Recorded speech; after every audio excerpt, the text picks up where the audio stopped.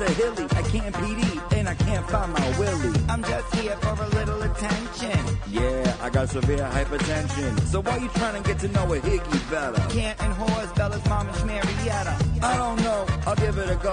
ATF's big show, I ain't no hoe. I don't need a new man with a double D rack. Never mind, higgy, your game is whack. You're the whacker to my weed. Your game is whack. I'm not trying to hear that, see? I'm not one of the girls trying to get locked down. Prince Higgy, baby, Jameson Crown. I get down with the hilly low comp ticket. 16 whiskeys is how I kick it. And you get excited for a midnight snack. I already told you, your game is whack. You're the whacker to my weed. Your game is whack. I'm not trying to hear that, see? Your game is whack. You're the whacker to my weed. Your game is whack. I'm not trying to hear that. I like sleeping alone. This won't go all night. A little needy and strange. It's true love at first sight. I'm the real deal. I do what I gotta do. From the rip, my whole heart's for you. Your whole heart is not for me. Not a half, not a quarter, not a quad, not a re. You know what's the problem? You're trouble in your heart. I'm big, thick neck daddy Higgy. He's not. I got a question, not to be rude. Are you queer? Cause you keep calling me dude. Are you glad that you had walked me out? No self-doubt and you didn't cop out. No last words, I'll just mutter abide. Don't diss the caterpillar and sweat the butterfly. All of them girls must have got you gas. And when they see a good thing, they don't triple bypass. Well, for this town, that's right on track. Cause for me, your game's too whack. You're the whacker to my weed. Your game is whack. I'm not trying to hear that, see? Game is whack. You're the whacker to my weed. Your game is whack. I'm not trying to hear that. What am I? Another pretty face getting you a drink from my military base? All I gotta know is why did you use me? You talking? Psh, excuse me. We can't have nothing. You wear it depends. Well, if we ain't getting married, then we can't be friends. Well, then I guess it's nothing. Well, hey, I think you're puffing. Well, pass that weed. I won't weed whack nothing. You better catch a flashback. Remember, you ain't tapping it. You ain't my style, and I'm not having it. All I remember from that late night kiss is I'm more the mister, you're more the miss. Well, look, I treat you good. Treat yourself better. And I always come along. Write her a love letter. I greet you every day with a martini at the door. You won't last a year, you're overgrown bed sore. Well, I'm known in this town, and now that's a piss. I got no one to blame but myself and Melissa. You didn't answer me, Karen. Am I a good kisser? Don't remember, had a lot of Hennessy. A lot of girls out there that won't say no. The ones you take to your crib with Berkey. Boom, now all my feelings is getting fatter. All I want to do is drink booze and eat food. Tell you nice shit like chillax, dude. So when there's nothing in the fridge but a natty, just call Big Face Higgy Daddy. My name's Aidan Kearney, also known as 𝗃𝗏𝗺. He is a senior editor for 𝗃𝗏𝗺 Daily News. I'm a big fan. We've broken hundreds of stories that the mainstream media won't touch. Some blogger in Massachusetts who's getting to the bottom of this better than anybody. Why is it 𝗃𝗏𝗺 that is covering such important issues? Where is the rest of the media? You did not say that you were gonna take my baby out of revenge and make him a transgender baby. Stop it. Don't you want to ask some questions? I know you do. I do. I know you do. People don't like the things that I say and want me to stop saying them, but I won't. I'm never gonna stop. These are the kind of stories that must be told.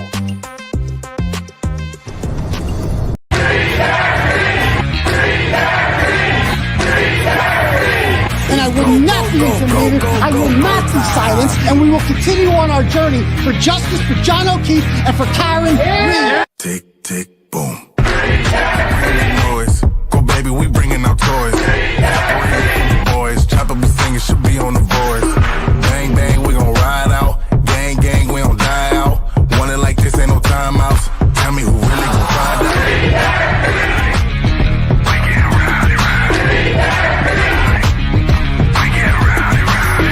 We be disturbing the peace, working, we serving the streets. Karen Reed has supporters who've shown up in large numbers. Tick, tick, boom. Hard body, and not scaring nobody. You make me resort to wildin'. You must be blind by the diamonds. I didn't want it to be this way, but y'all won't need to try this. So it's no way around it. You the loudest one, it's going quiet.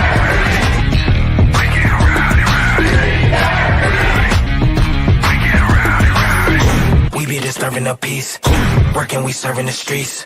About to go 8 going beast. Bang, bang, leave you sleep.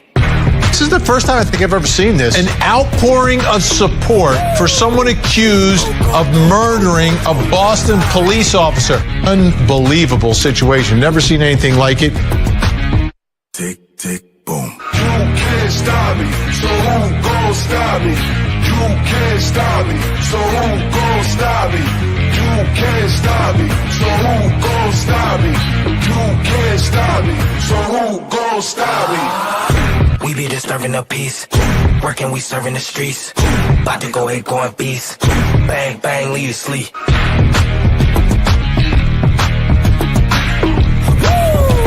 It's go, go, go, go, go, go, go time. Tick, tick, boom. Boom. What's up, people? How's everyone out there doing tonight? Good? Good. Excellent. Welcome to the live show, ladies and gentlemen. My name is Aidan Kearney. You can call me a variety of nicknames if you like. You can call me Turtle Boy, Uncle Turtle Boy, Dr. Turtle Boy. It's actually my preferred pronoun because if 𝗙𝗿𝗃 is a doctor, then I'm definitely a doctor too. And I never even painted myself blue. I could if I want to. I guess I'm a doctor then, but you can call me what else? Daddy, if you'd like. I know for some people that could be a bit awkward, but for others it could be fun and playful, right? You could call me what else? Journalism Jesus, if you'd like, or Timothy Kearney. That's my true crime name. I don't care what you call me. Just be here every Tuesday and Saturday night at 9 p.m. sharp, and make sure you smash that subscribe button for me. Okay, smash that subscribe button, and we're still doing this like every night thing. I might do this for a while.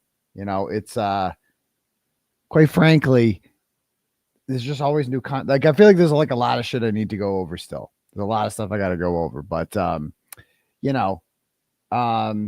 if you guys want to have your messages read out loud to the class tonight, you can click a link at the top for Turtle Chat. You can pay whatever amount of money you want, and then you get to write a message. I'll read your message out loud to the class, or you can cash at me at $UncleTurtleboy, and we can do it that way.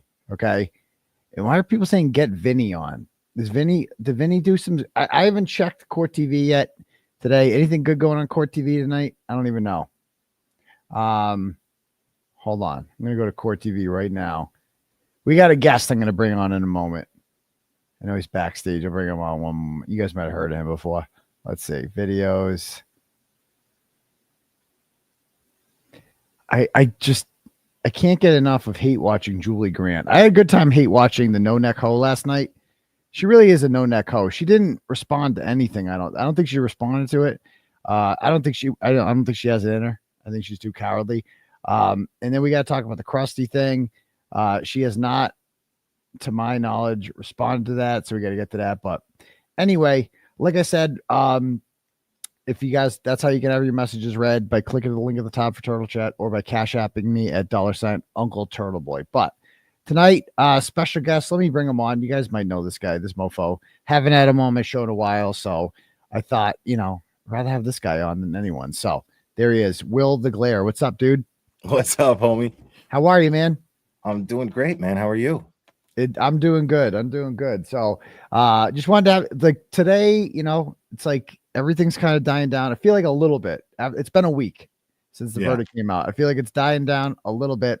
But there's so much shit I haven't had a chance to get to, so many clips and stuff. And so I just kind of wanted somebody to hang with and watch it together, to have some good times. And I'm glad you're down for it. And I got some new DePetro stuff. I gotta tell you, dude, I can't get enough of this guy, dude. I've never seen anybody like. I was talking about this on my channel the other day. Like, it's like watching the Roadrunner and 𝗬𝗏𝗟 Coyote, because like you're not doing anything. You're just existing, and he keeps trying to fuck you up, and he keeps running into a wall that he built. You know what I mean? And it's fucking hilarious. Like, it just keeps going and going. The booing down the stairs was the greatest thing I ever saw in my life. Dude, How awesome was that? when I was at the top of the stairs and I just heard like I saw him walking down and I just heard the whole place fucking booing. Unreal. Like thunderous booing, bro. Like, how do you even show your face after that? It looked like he was enjoying it. Like he was kind of smiling. Like I feel like he's like so out there. I thought it was an act at first, but no, he actually believes the stuff, as we're gonna see. So you saw the whole thing about how he got punked by not one but two fake jurors. Okay, so somebody else punked him too. So John's about to find this out. He doesn't know this is fake. Someone's about to alert him. So he has been apparently actively attempting to, he thinks he's talking to Hank Brennan, and he is feeding Hank Brennan information for the purpose of overturning this verdict, or he thinks he's going to overturn the verdict. He thinks that he is going to launch, that he's cracked the code with this Juror 11 thing, and that he is sending Hank information that is going to launch an investigation. And he thinks that Karen's attorneys and Karen are under grand jury, or that a grand jury is currently being convened to indict her and her lawyers on some sort of, I shit you not. I have the email. Okay. So somebody has been catfishing him. Pretending what does this guy do? Look at the way he dresses. Look at the way he dresses. Yes, Does he get up in the morning, go through a loser wardrobe, put on loser fucking clothes, and then stand in the mirror and be like, yeah, today's a good day to lose? No, when he looks in there, he's just like, he looks in the mirror every day and just says to himself, everything's turning up DePetro. Like everything. Oh, it's going to be another great day for DePetro today. Like he's just out to lunch. He thinks everything's going great. Like it's just wild. Like we got to go back and look at all his tweets about how awesome the jury was and then compare him to what he's saying now. We'll get to all that. So this is the email. So he has been messaging somebody who apparently he thinks is, I just want to read this so I have this right. So somebody has been pretending to be one of Brennan's secretaries or something. I don't even know what he thinks this person is. Somebody named a fake person named Allison. Okay. And so he sends the following email today at 3:00. Okay. You ready for this? This is the email that he sends Allison at 3:00. Okay. So he says, Allison, I will make time. Is there any chance we can tentatively schedule a date? I am producing shows every day with close to 1 million interactions each episode. Okay. So he's like building himself up into like some superstar or something like that. Okay. And then he goes, I am in talks with some serious celebrities, and I would like to give their agents a heads up that I may have to cancel or reschedule their appearance to meet with Hank. He thinks he's talking to Hank's like secretary here. Okay. Dude. And then he goes, I know you are busy, but can you answer a couple questions? Oh, it gets better. Okay. He goes, can you answer a couple questions? Grant has heard, and I was also told that a grand jury is in session regarding Karen and her lawyers. Did Hank have a chance to read my letter? Oh my God, dude. So this guy sent a letter to Hank Brennan, and now he thinks he's talking to Hank Brennan's secretary. And so he thinks like he's solved the case. Like he's going to work with Hank here and expose Juror 11 and expose this, whatever Karen Reed and her lawyers are doing, like stacking the jury and just getting a fair trial here. And he goes, I keep watching his closing. I truly feel that is the best evidence that there was a Karen Reed plant in the jury box. Okay. So like the best evidence that there was a plant in the jury box is Hank's closing between his spectacular performance. He brought to the court.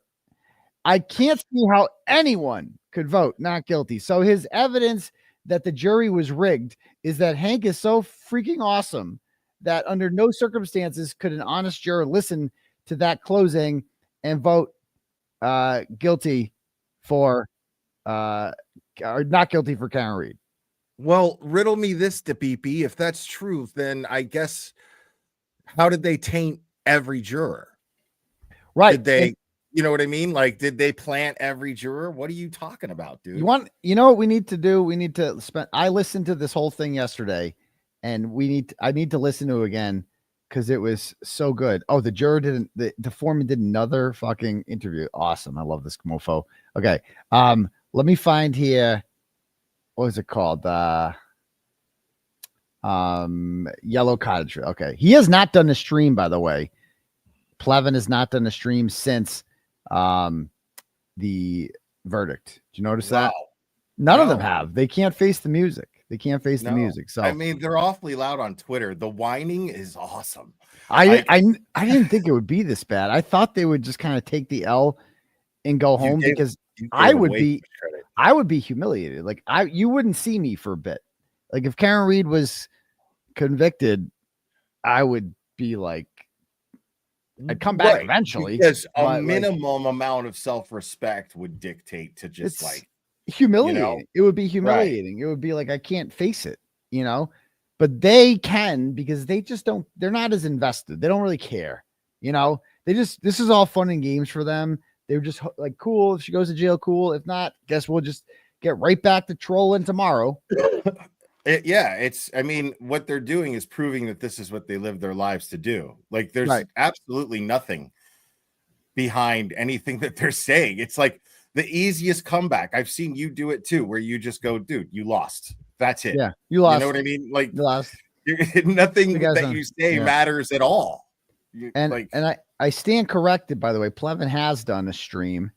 Want to listen to some of it?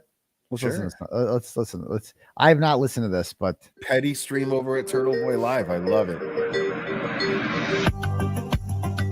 Good night for a petty stream. Yeah, absolutely. If Africa fell, the war was probably over. What? And this culminated. We're gonna jump around. At the low point of the fall of Tobruk. 33,000 Allied prisoners taken, soldiers. What's he talking about? June 1941. Germany now invades the Soviet Union. So he does like an opening monologue. This is his flex. Eddie Reed's. This is his format. He always starts with like an opening monologue that's like deeply thought out, and it's like leads into like his big theme. I think, right? Is that what he's doing here? I guess he reached all the way to the gates of Moscow, and just before that, on December 7th, the Japanese attacked Pearl Harbor. Where it would lead. They had no reason to think they'd win in the end. Okay. As I showed in the show the other day, Alan Jackson said in his closing argument that even if he told the jury, even if you find it that Karen Reed very likely struck John O'Keefe with a vehicle, you have to acquit. That's not enough. That's not beyond a reasonable doubt. So please remember, this jury did not find Karen Reed innocent. Oh, okay. Now, I'm talking about their verdict. I am not talking about the interviews. Oh, yeah. We'll come back to that a little bit, but I'm not going to do a lot on that. But the interviews dictate that are going on the news for their own reasons.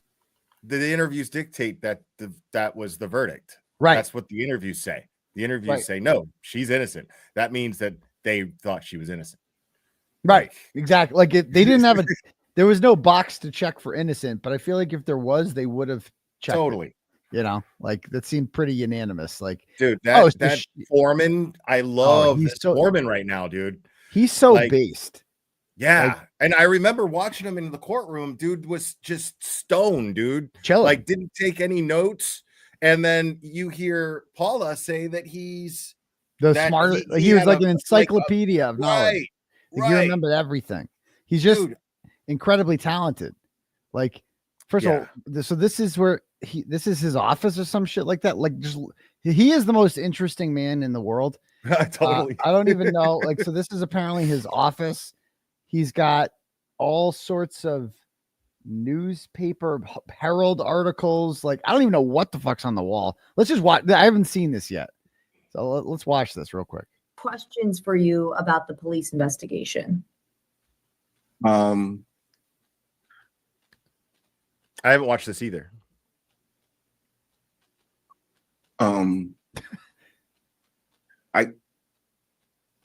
He's trying to be real careful with what he says. First and foremost, the house. I mean, if I was in that house, I know that house would have been stormed. First and foremost, like no one went into the house. Someone's laying on someone's lawn, but no one goes in the house. You know, it just doesn't make sense in large part. And that was just one hole amongst many holes that we had to sift through. How would you describe the police investigation into John O'Keefe's death? No justice in a certain aspect. It was really say shot, not even say shoddy, because then I would say lazy police work, because in large part there's certain things that you kind of learn 101 about collecting evidence, making sure no one's near the crime scene, how you do when you talk to witnesses, all those things 101, they was all done lazy. How do you have interviews with all the people all at once that's supposed to be suspects? No one was separated. It was all done in one group. Dude, he's like saying all. This is why they hate him, because they're like, these are FKR talking points, also known as like common sense. Exactly. I was just gonna say, the reason why it sounds like free Karen Reed stuff is because the free Karen Reed stuff is all common sense. Like, you have to be fucking retarded to think that Karen Reed hit John O'Keefe with her vehicle. Yeah, and I'd also say that you have to be retarded to think that he wasn't killed in the house too. Like, not only that he was, because that's half the truth, is that he wasn't hit by a car. Also, he was killed in the house. Let's not forget that, because like a lot of people are like, well, maybe he slipped and fell on the thing. Well, a lot of people have been trying to like come up with theories about like, well, maybe he could have died this. No, they beat him up in the house and then they threw him on the lawn. That's it. That's the whole story. That's it. Okay. And we know that. And this guy's figured it out as well. It's just a question of exactly who it was. That alone. Right. Exactly. We know exactly what happened. That's exactly. Just leave so many speculations and everything. It was nothing to grasp on. Do you believe there was any collision? No, I believe Karen Reed is not guilty. Nice. Did it put extra pressure on you being the foreman? When I first received the message, at first I was like, okay, let me see. But then when I got in the room and all the evidence there, I was like, whoa, okay, now I got to orchestrate this. But it was truly a group effort, and we all trusted each other. All the jurors trusted each other after having we could call it a friendship in which we had amongst each other, in which we understood what was going on in the grand scheme of things. How did you approach this case? Well, I approached it like how any juror should be approaching it, and walking in there understanding this is supposed to be an innocent person, and now the prosecution has to prove the charges, and the prosecution didn't prove the charges. Yep. I have a controversial. Let's hear it. I have a controversial thought. What's that? Question for the chat and you. Okay. Do you think that Bev underestimated him by picking him? No, I think she just picks the first seat all the time. Oh, the first seat. Okay. Yeah, he was in the same spot as the last foreman. Okay. And I think that so what's funny about that is I was there the day he's the only juror that I saw picked. He was there on the first day. That's why he's juror number 1. He was the first overall pick. And it's funny because at that point, Hank's had all of his objections. Like, they have X amount of vetoes that they can use. And so he had all of them available at his disposal. And he easily could have eliminated this guy for any reason he saw fit.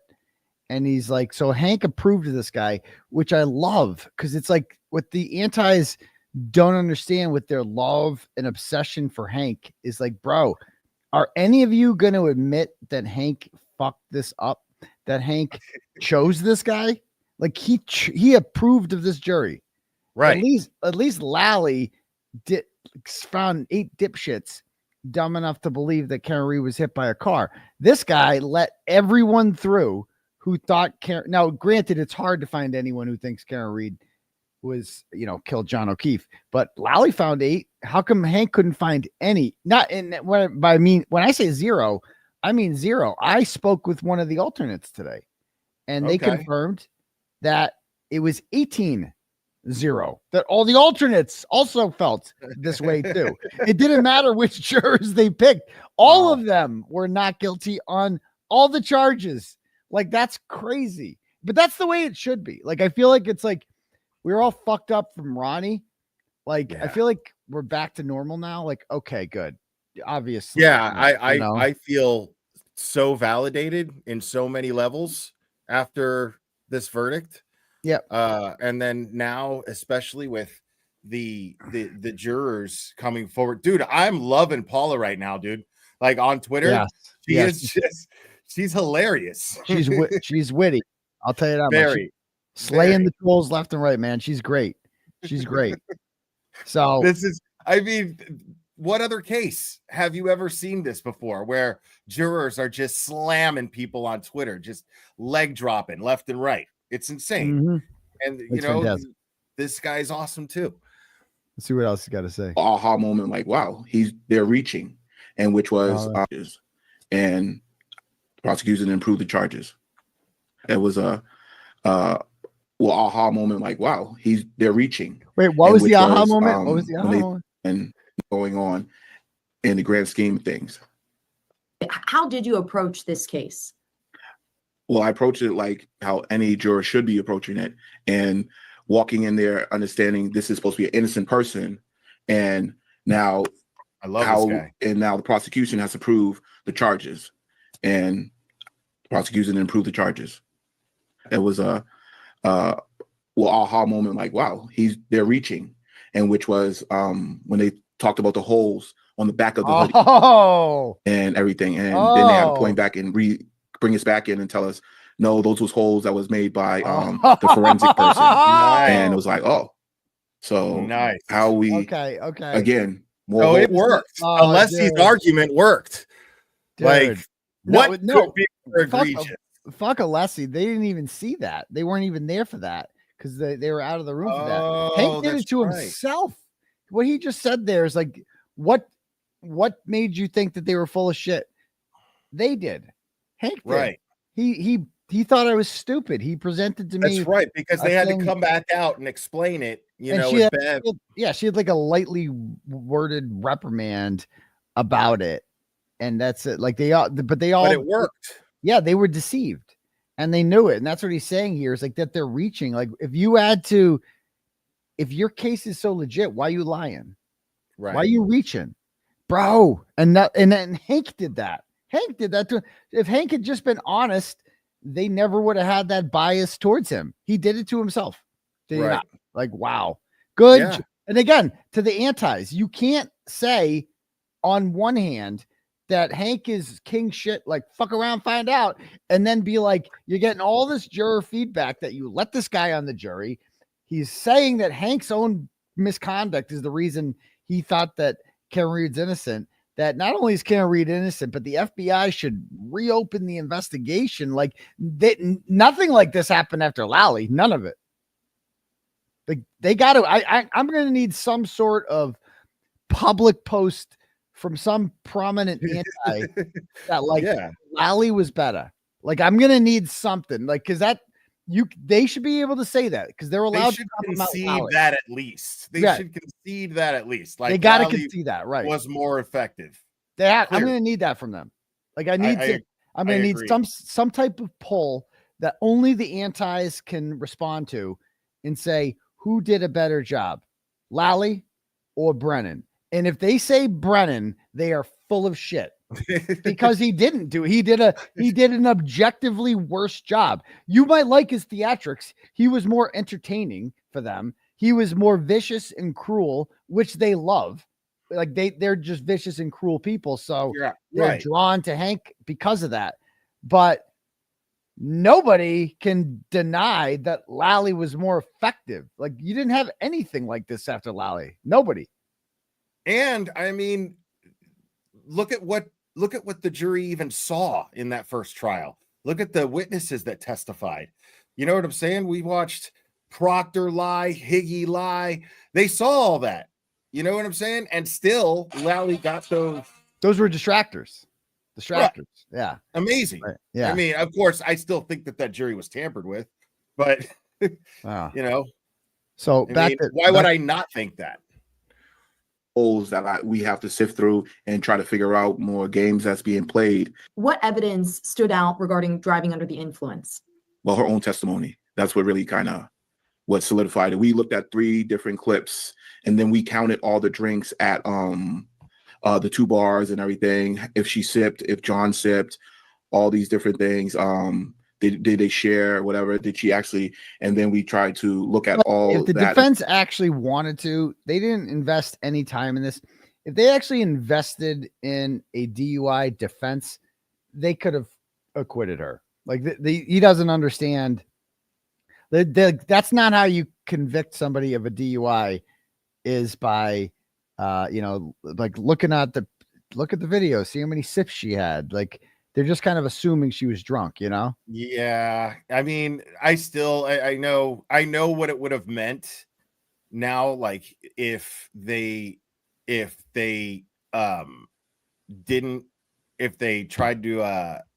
hung on the DUI, that they could have been a mistrial and she could have been retried for the manslaughter. I understand that, but at the same time, like I can't feel any other way than it's just so petty to convict her of that DUI 3.5 years after the fact. You know what I mean? Like it's just, it just bugs me that it was like, really? Okay, fine. Yeah. Like it's funny because I saw a comment from, you got to see this. So this is a comment I saw on a post. This guy, he's a Worcester cop, and he posted, Karen Reed found guilty of OUI. Like that's like a joke. Like this guy thought, a lot of Worcester cops I know think Karen Reed's innocent. And this is from a comment from, I don't know if this guy is a cop or, this guy's a cop. Okay, there's another cop that says this because cops struggle with OUIs. He goes, she gets found guilty after driving drunk over a year later. But I forgot to ask somebody if they're comfortable walking in a set of shoes, and mine gets tossed out. It's so true. Like, that's what I mean. Like DUI convictions are hard. Like anyone, like any talented lawyer can get you off of a DUI conviction. Like, and he's not even exaggerating. Like, if you can argue anything, but like, was he uncomfortable in his shoes? Maybe they were swaying because, they didn't have socks on. Maybe they didn't sleep much last night. Doesn't mean they're drunk. There's 1,000,001 ways out of a DUI, and they did not invest anything in the OUI. They were just like fucking whatever. Right. Like, whatever. Whatever. I mean, they say that they didn't do it for the family's sake, but at the same time, it seems like there was just some stupid reason to do it. You know what I mean? Yeah. So he goes on to say, and we went over the videos twice, and then we went and counted the drinks, and then we looked back at her videos, and we was like, this is the only thing that's solid. This is the only thing we really have that's solid, that we could feel honestly, truthfully, like we could charge her only with this. When you just started deliberations, were you leaning one way or the other? When I entered deliberation rooms, I still was leaning, she's innocent. Let me hear from everybody else. Awesome. I love that. That's great. So that's the foreman. Now let's go back to Plevin. Let's listen to, so we're going to go to his stream, not on this, because reasons we can listen to this one another time. To say what they want to say. But I want to listen to their, no, the wrong one. The breakdown of, the aftermath. I didn't know he did an aftermath one. But the actual PR campaign, we that's our mistake. We underestimated for the first trial, but did what we could after that, and you guys certainly were great support. So we appreciate you. So this is Brendan Kane and John Jackson, that idiot that's like always talking about how John is a salt of the earth guy. Take his shirt off his back for you. You know that guy? Oh yeah. Isn't that the guy that just went off on Vinny? Yeah, that guy. The guy that always says nothing. And they came on, they were at the VFW. They were in court during the verdict, but they were at the VFW with the family, and they called into Plevin's show and like started praising Plevin and Benzo Bob and Kofen Doofus and 𝗺cie. We'll talk about that. You guys at some point by the end of the first trial decided you were not going to just sit back and trust the system to take care of this, and you decided to become more actively involved. Talk about that decision process and when you decided that. Yeah, so it was a definite decision. The first trial, you know, obviously new experience for us, but we fully believed in the process. We knew what the evidence at that time was, and we thought that it was really strong. So there really was no need to be proactive with the truth. The truth would come out. And millennial. you know, we saw even during the first trial, again, we underestimated the public's ability to sparse out truth from fiction. And by the time we got the hung jury, John and I looked at each other and said, "Okay, it's time to get into action." And the process, we gave it a shot. We're going to fight back. We don't have the funds. Fight back. It crowds on demand in blue shirts at the court. We got crowds a lot on of support. demand. Got billboards and did what we could within reason. But you know, we generally played within the rules that we followed. We have that. We have that. You got a billboard that linked to 𝗺cie's videos. That's what you did. Like you just promoted 𝗺cie's YouTube channel. That's all you guys did. You know, that directive is, you know, we want to keep everything above board. And I'm gonna fast forward. But what do you guys think? And I know this is something that me and John Jackson have talked about. Now, when this dies down, and when this is over, we'll get to refocus. Right now, everybody's eyes are on the jury. So you know, all this other stuff is important, but yet secondary. And it sounds terrible to say that, but at the moment, it's all secondary. Science, you know. I just see that crass. Oh, sorry. I'm sorry. Did I just see that the party, Christina Rex is reporting that the parties have been asked to return to court? We are hanging out in the parking lot with the car, so we can tell you nobody has left here yet. Okay, all right. Just somebody has said that's what Christina Rex is. Go ahead. So Brennan's going to go. If they're going, Brennan's going to go to court. Yeah. Okay. He's all dressed up. Dude, everybody on that I'll channel is a piece of shit, dude. Like that's so crazy. Like it's such a scumbag. Yeah, Boundless Millennial is one of the nastiest of them all. I mean, like they're all bad. Benzo Bob is just another. Like before 𝗺cie got into the Karen Reed thing, she's got like this small group of weirdos from around the country who like kind of worship her. Like she's running an actual cult, and Benzo Bob is one of them. Like whatever she says, Benzo Bob will go along with. Like that guy Biff, aka John Holland from Washington State. He's the same way. She's got a few of them like that will just repeat anything that she says. But, you know, like it's like this is how desperate these O'Keefes and McAlberts were to find somebody that they settled for this. Like they were like, this is the best we can find to advocate for us, which probably should have been a warning sign. Because I just figured out. Listen, we appreciate it because we're not looking at anything else right now. Yeah, if you want to. There's Nan Gallagher. Rearrangement of the. I think that's Nan. Oh yeah, I got you. Sorry. Yeah, that's Nan. Non-cancel. Yeah. Oh. Now you got me down. I think it's different to be on the line with them when they got to go in and. Yeah, it does. I want to get to when they get the verdict. That was so good, so what funny. Was the jury did report last their year. reaction to the verdict? Their reaction to the verdict. Oh yeah, we're gonna get to that. Oh yeah, have you seen their reaction to the verdict yet? Yeah, I went over. You have? Okay. Once, yeah. Oh, you did. Okay. Well, we're gonna do it again for those. Yeah. No, I'm all. I'm all about I get the comparison. I do. It never gets old. I have a heart attack. I don't.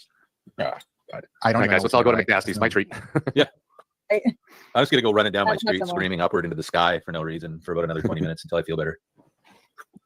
And what the hell?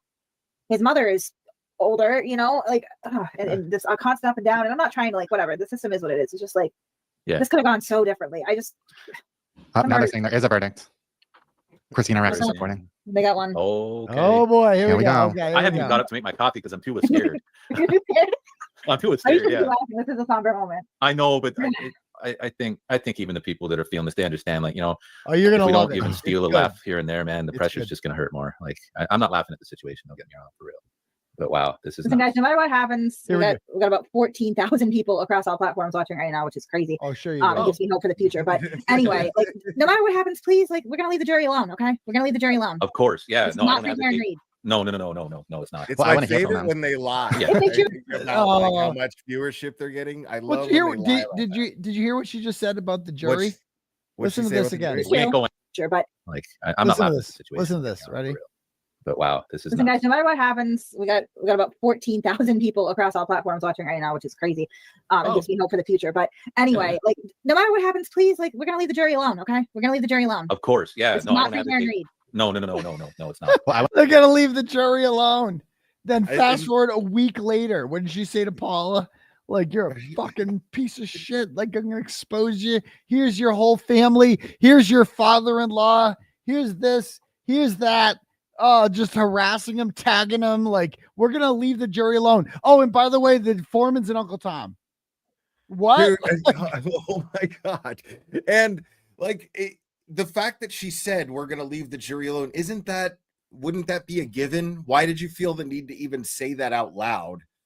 That because we're gonna leave the jury alone. Well, because she made it seem like she's better than the Karen Reed people. Like she says, we're not like FKR. Oh, they're gonna okay. Yeah, we're better than them. It turns out you're actually much worse. I mean, no, we didn't do. I had the name of the foreman the day of the day that the verdict, the mistrial happened. I knew the foreman's name. I didn't say it. Grant is the one that ended up doxing him of all people. So and then blamed you. Yeah, then blame me, of course. I want to hear from them. Yeah, if they choose to, we ain't going after if they choose to. Yeah, nobody needs to know who they are. Nobody needs to be angry at them, or if it goes your way, weirdly obsessed with like patting them on the back or whatever. They're doing their civic duty. Right. Yeah, no, I agree. Yeah, around all play. How come Court TV is not telling us it's a verdict, but everyone else is? Benzo Bob Maybe does have a like soothing it. voice, Maybe though. I'll give him it's a that. conspiracy, Matt. He does have a soothing voice. Yeah, it's like butter dripping off a hot biscuit. It Go ahead, is like- Benzo Bob. It is like that. Maybe they're trying to switch the envelopes. Right. Yeah. I'll remember. It's wow, dude. And Now Cannoni's you like, put that out which one there. is which? I didn't know you were so much of an agent of chaos, Matt. I had no idea. You know, this again, I'm all pro. I have nothing against gay people, obviously, big love them, but there's gay people, and then there's boundless millennial. Like he's like, he is like a disgrace. Like I'm with you 100%. I know exactly. Is there a word for Uncle Tom for gay people? Like I don't know, because it's him. You know what I mean? It's like we don't own him. Like the gay community rejects him. He has to go. He's a bad look for them. Yeah, he's a bad look for them. We demand that he lick some pussy. Okay, go. Put that brain worm out there. Everybody's gonna be a sentence. Oh yeah, dude. I want to see both. Like I want to see both. Well, yeah, I'd like to see what that first one had in it too. Just to know. Yeah. All right. It's back. I know there's a delay, but we were watching the video and we stopped. We eked it back up. Kevin's gone. Kevin the fan. Nope. Kevin. Yeah. We're trying. The same thing. We're all doing this. Yeah. That's true. Maybe. No, you're right. Maybe if you're gonna dodge all consequence, that's the deal, right? It's not. You can't make your celebrity off of this and have it go well for you. I'm sorry, but I don't see it panning out. Yeah, temporarily, maybe. And this is what they're saying about Karen, that even if she's acquitted, it won't work out for her because she'll be broke. No, dude, not at all. Like she's gonna make a lot of money off of this. Oh I think. my God, a lot. Yeah. Like so many marketing opportunities. She's got to strike while the iron's hot. For sure. I hope she sues everybody. I hope she ends up the next. I don't think she's gonna sue anyone. I don't think that's gonna go anywhere. They all have like immunity. They're just gonna be like a grand jury indicted you. Like that's. I don't think that's gonna go anywhere. I've never heard of that before. Like somebody suing the. I mean, whatever Yeah, she can do to like fucking squeeze every bit she can get out of this, she's earned it. You know Right, what I mean? exactly. Like she can make money on her own. She can write Facts. a book.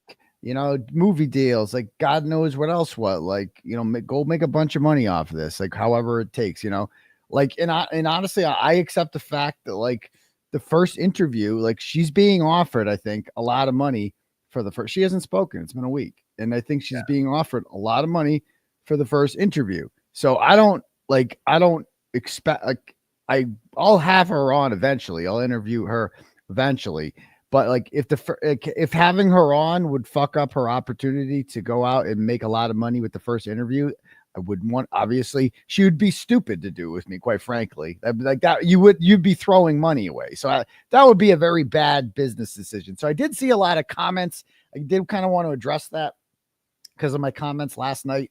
All the idiots are out there saying like, "Oh, she's not going on with him because oh, her legal team's trying to distance herself from them because of his charges. No. It's not about that. It's just about money. That's what people understand. And I get it. It's business. Like, it's just money. Yeah. I hope people understand that. It's not that they're like afraid to associate with me or anything like that. It's just about making money. The first like opportunity to do an interview is worth substantial amounts of money. Money be green. Okay? And it would be foolish to not manage this meticulously if you're in her position. You know what I mean? Right. Like, I get it. Like, I'll have her, like, to me, it's like first interview, second interview, people are going to watch it no matter fucking what. So what does it matter if she throws whatever, Vanity Fair or whoever a bone and lets them do like the first post-trial interview, right? And then, dude, they might, I don't know. I have no idea what they're going to pay her, but I guarantee there's going to be a bidding war. And I would guess it's going to be at least $500,000. That would be my guess. At least $500,000 for the first interview with her, which she deserves because she lost her house over this. She lost her fucking job. She lost everything. You know, she has to get her life together again. I can't pay her shit. I mean, I can pay her something, but I can't pay her that. And lest we minimize what she's done. I mean, she beat an entire local government, like legit, and did it legit. You know what I'm saying? Like, that's hardcore. That is an incredible American accomplishment if you're in her position that she should have never been in. You know? Like, she's a hero. She is. I mean, yeah, I mean, she stood up to the, I wouldn't go that far. I wouldn't say hero, but I feel like it. I feel like maybe an inadvertent a hero is somebody that asked to do it. Like, she didn't ask to be put in this situation. I think she's a victim. That's what I think. I think she, you know what I'll compare her to? A soldier drafted into like a war they didn't want to fight. Like, that's what she is. But like, aren't those people heroes when they come out on top? Something, you know what I mean? I guess so. Yeah, I guess so. Yeah, no, it's true. But she set an example and inspired a lot of people. You know what I mean? Like, she deserves to get deserves all the notoriety that could possibly come with, in my opinion. Is all I'm saying. Yeah. And so I'll have believe me, there's going to be plenty of marketing opportunities for me, and I'm going to have her on, and it's going to be great when it happens, right? Whenever it happens. But I'll tell you one thing. I spoke to today on the phone. I got a call from a very, very, very, very, very prominent business owner in Massachusetts. One of the most famous, like one of the richest. Okay. Called me today. And they want to do like I'm in talks with multiple like major theaters in and around the Boston area, right? That want to host something with me. Okay. Whether that be with Karen Reed or not, right? Obviously with Karen Reed, it would be a lot cooler, right? But we're talking about selling out venues like this, like doing a series of shows. Like, I'll be just fine. Like people like, I'm good with or without Karen Reed, but obviously with Karen Reed, I would argue that it makes it a lot like that's a fucking dynamic duo. That's what people want. People want Turtle Boy and Karen Reed. People would love to see that. Yeah. Yeah. And like sit down, you know, whatever. Right. But I also don't want to fuck up the, you know, her marketing opportunities for the first interview. Like, if that would cost her whatever amount of money, easily 6 figures, I don't want to fuck that up, you know? So yeah. It is what it is. I mean, there's also just the fact that like the one huge thing to take away from this right now, as far as your part of this is concerned, you were right. Like, you're validated now. True. Like, you're if you weren't legit before, you're fucking legit now, because you uncovered this and you made it public and you pushed buttons and you got in people's faces. I'll say this, like, I didn't get infuriated. I didn't get angry about this until you got charged. Like, yeah, that's like right before we started talking right before that. Right. I was still at a stage in learning Karen's case where I was just scratching my head. You know what I mean?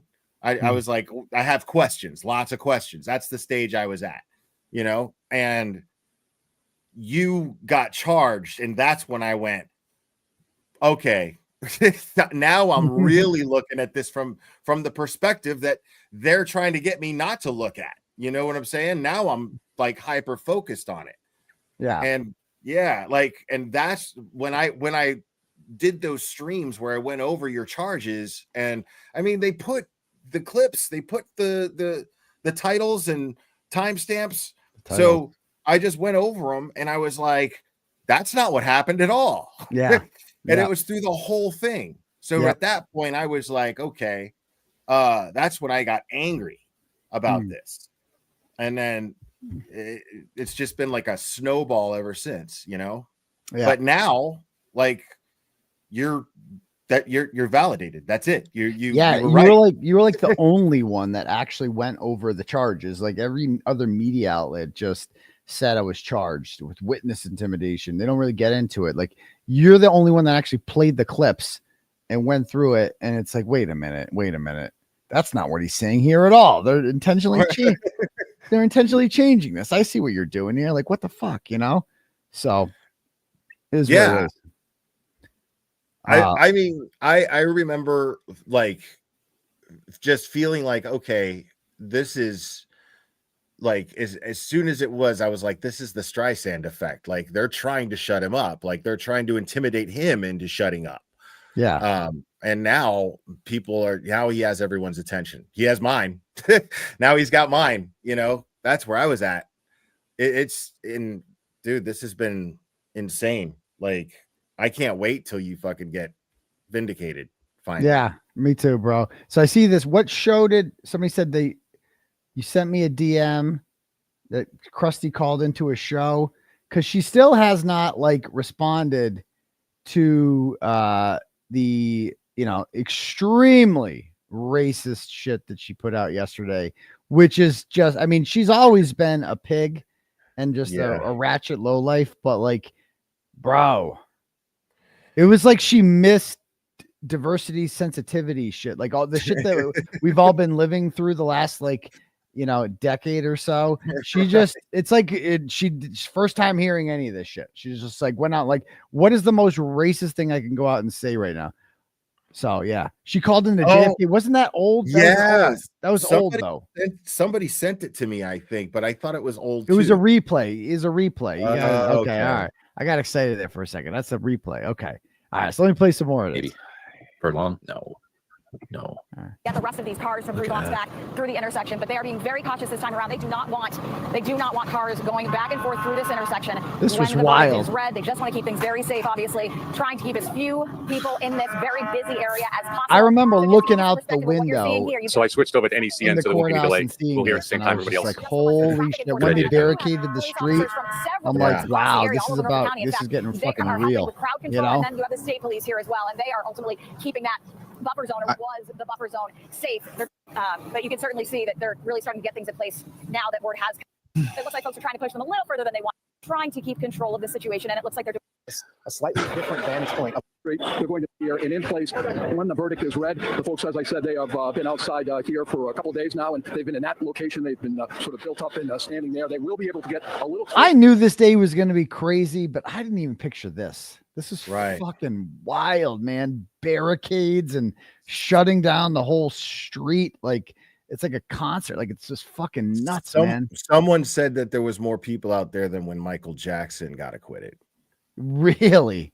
Yeah. I mean, this over 3,000 people. That's what they estimate. Yeah. When the verdict does come down, but at this point in time, they're still keeping them back as they get this all set to leave. If it's parked there, of course, Yeah, right. Yeah. Not the slightest. As you can see, folks are starting to move up to the barricades now.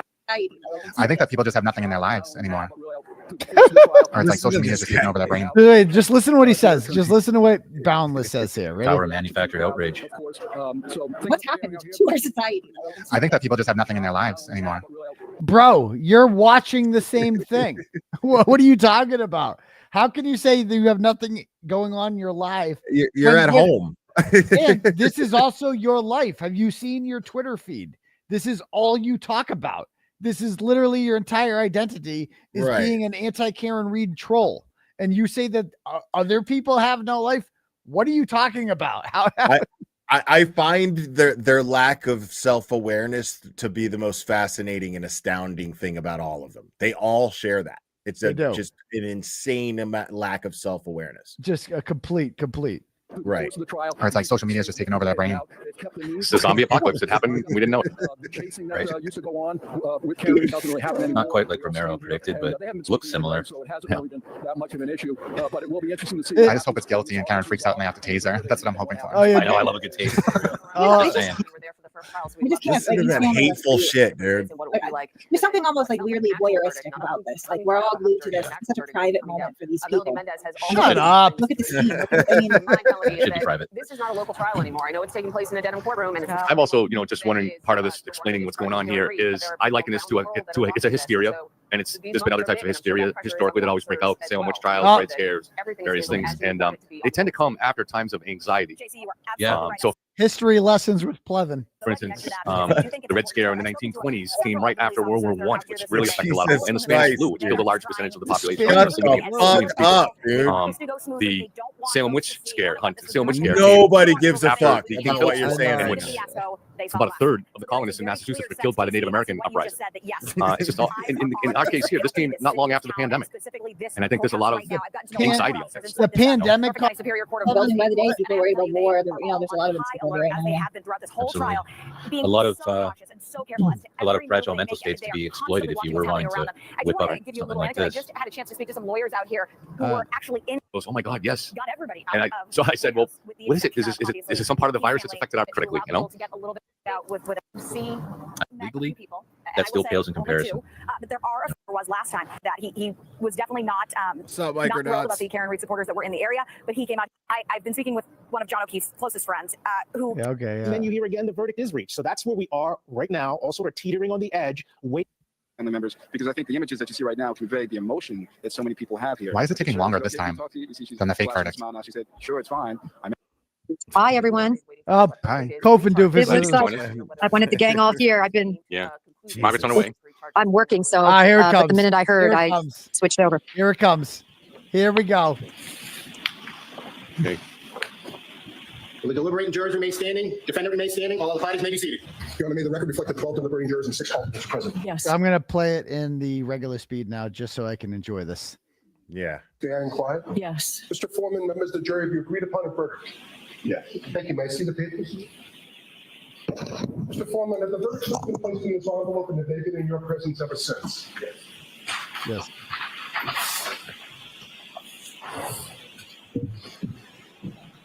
This is when they're both looking at it and they're like, fuck. Yeah. This is their moment, like, fuck. I love it, dude. And it goes silent. It's just so funny. They're so upset about this. They're just so mad. Right. Talking about these two, McDermott and Bev. They're like, fuck.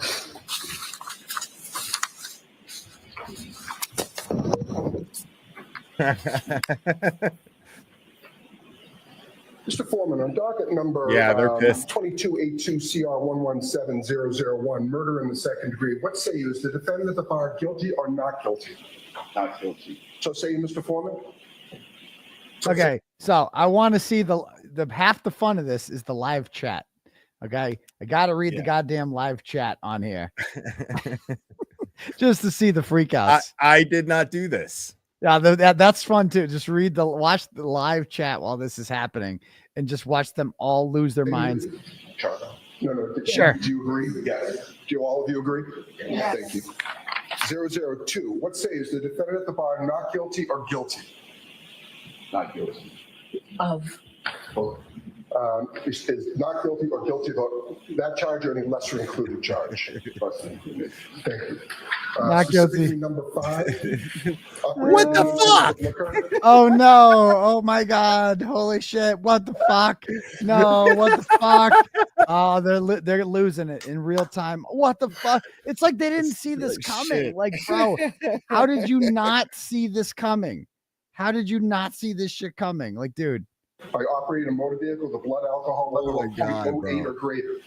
Correct? So say you, Mr. Foreman? So say you all? No! Oh my God! No! Leaving the scene after accident resulting in death. Is the defendant not guilty or guilty? Oh my God. So say you are. Antiquated Rogue says not guilty. Yeah, that's not guilty. Only OUI. There's so much. Jurors, hearken your verdict as the court records that you upon your oath say the defendant on 001 is not guilty, on 002 is guilty of operating in the influence of liquor, and Turtle Boy and said 2 officers are standing by on Karen. Yeah, they were, just in case. But yeah. 003 not guilty. What the actual fuck? All right. Unfucking believable. Jesus Christ. This state is insane. Listen to the bullshit screaming.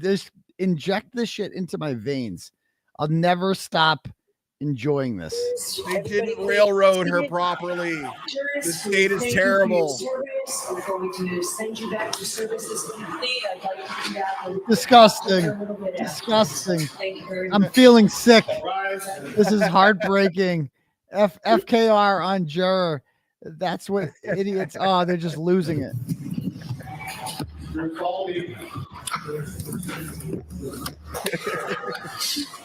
The screaming makes me sick. This is so fucking sick.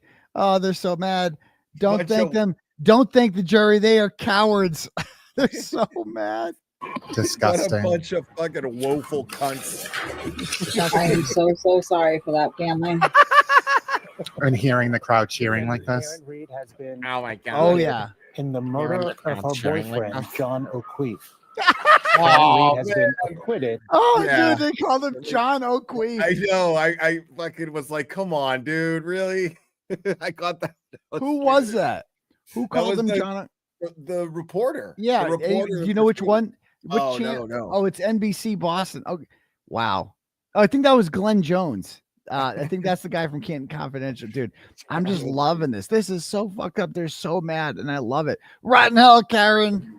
In the murder of her boyfriend, John. Well, now we know money can get you out of anything.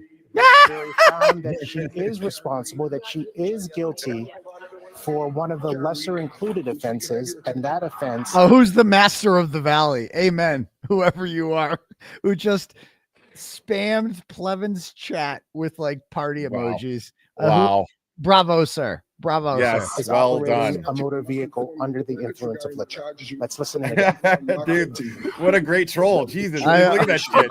This shit never stops. Commissioner of Probation in writing within 10 days that you do not want these records sealed. To request that these records not be sealed, you may use the request not to seal form, which Wow. is posted on the trial court's website. That is on the fantastic. I cannot accept the form here in court. You must submit it to the Commissioner of Probation at the address provided on the form. Please be aware that if the records regarding the charges which you have been found not guilty are sealed, you will be unable to access the sealed record of the not Like, does he guilty not have records wrenches? regarding those charges. If you want copies of any documents regarding Yeah. those charges, Where's There's one right there. Yeah. Did they eventually block? Like, what the fuck? Finally. Oh, true crime and some wine. She's like, oh my God. Oh, I could just watch this shit all day. before the records are sealed, you should request copies from the court within 10 days. Do you understand? Thank you. All right, so we need a date for sentencing. Can we do it next week? We can. We would be prepared to go forward today. Okay. Okay. Now we get the commentary. Let's Right, hear they the just said they're Plevin looking to set a commentary. date for sentencing. Prosecution says they are prepared to move forward today. I think the most startling part after we heard the verdict was the volume of the cheers that you could hear right could hear it very inside clearly. the courtroom. Very clearly, you could hear those cheers. And sentencing, as you mentioned, JC, would be the next step. It probably will happen today. We know from our. All right. So I don't think you don't want to hear the coverage, right? I turned off the volume. Massachusetts is technically the biggest shithole in the country now. Hey, thanks. Fuck the jury. Like, what a Fuck joke. the jury.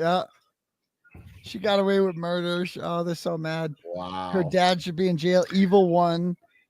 I mean, they don't. This issue actually got 12 jurors to vote not guilty on these issues. So Those I people don't believe vote. 12 That's jurors were crazy. contaminated. So I believe there was a flaw in some part of the prosecution's case. Yeah, this is when the chat turns on Plevin. He goes, there was a flaw in the prosecution's case. To his credit, this is the only. Yeah. Plevin is the only one from this point on who is at all reasonable. And he does. says, It makes sense, and then he fucks it up towards the end of the fucking. oh, does he? Okay. Yeah. Yeah. So he says here that, like, look at, you got to admit, you got, like, 12 people voted that she was not guilty. Like, obviously the game plan didn't work, or else she wouldn't be walking out, right? I disagree, particularly with the Discord at the end. She disagrees. You know, look at this case compared to the last one. There were so many more things in the last case, and there was 9 people that were guilty. So there's no way in hell that's what this jury wasn't tainted. No way in hell. They've already Just the idea started. of 12 jurors being tainted seems Well, not all unreasonable to 12. me. It's just one that Exactly, convinced the rest, Plevin. You know, I don't think there are one brilliant free can read person and 11 morons. I don't think that's I don't agree with that conclusion. But Even Plevin had to be like, Right. what?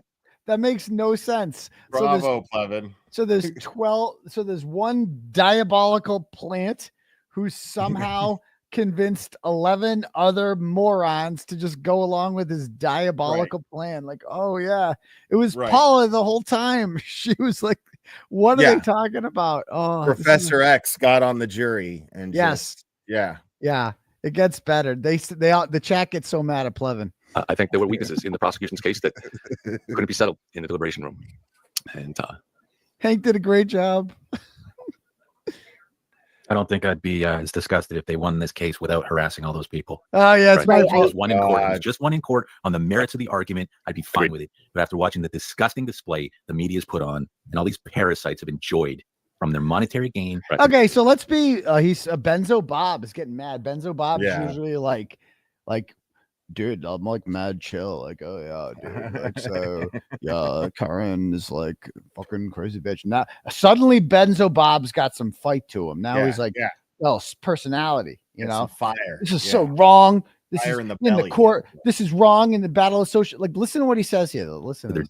Just one in court. It was just one in court on the merits of the argument. I'd be fine with it. If it was But just one in court on the merits of the argument, watching the Exactly what disgusting happened. display, the I'd be fine media's with put it. on. But the disgusting display the media has put on is what influenced this. I got news for you, Benzo Bob. I got bad news for you.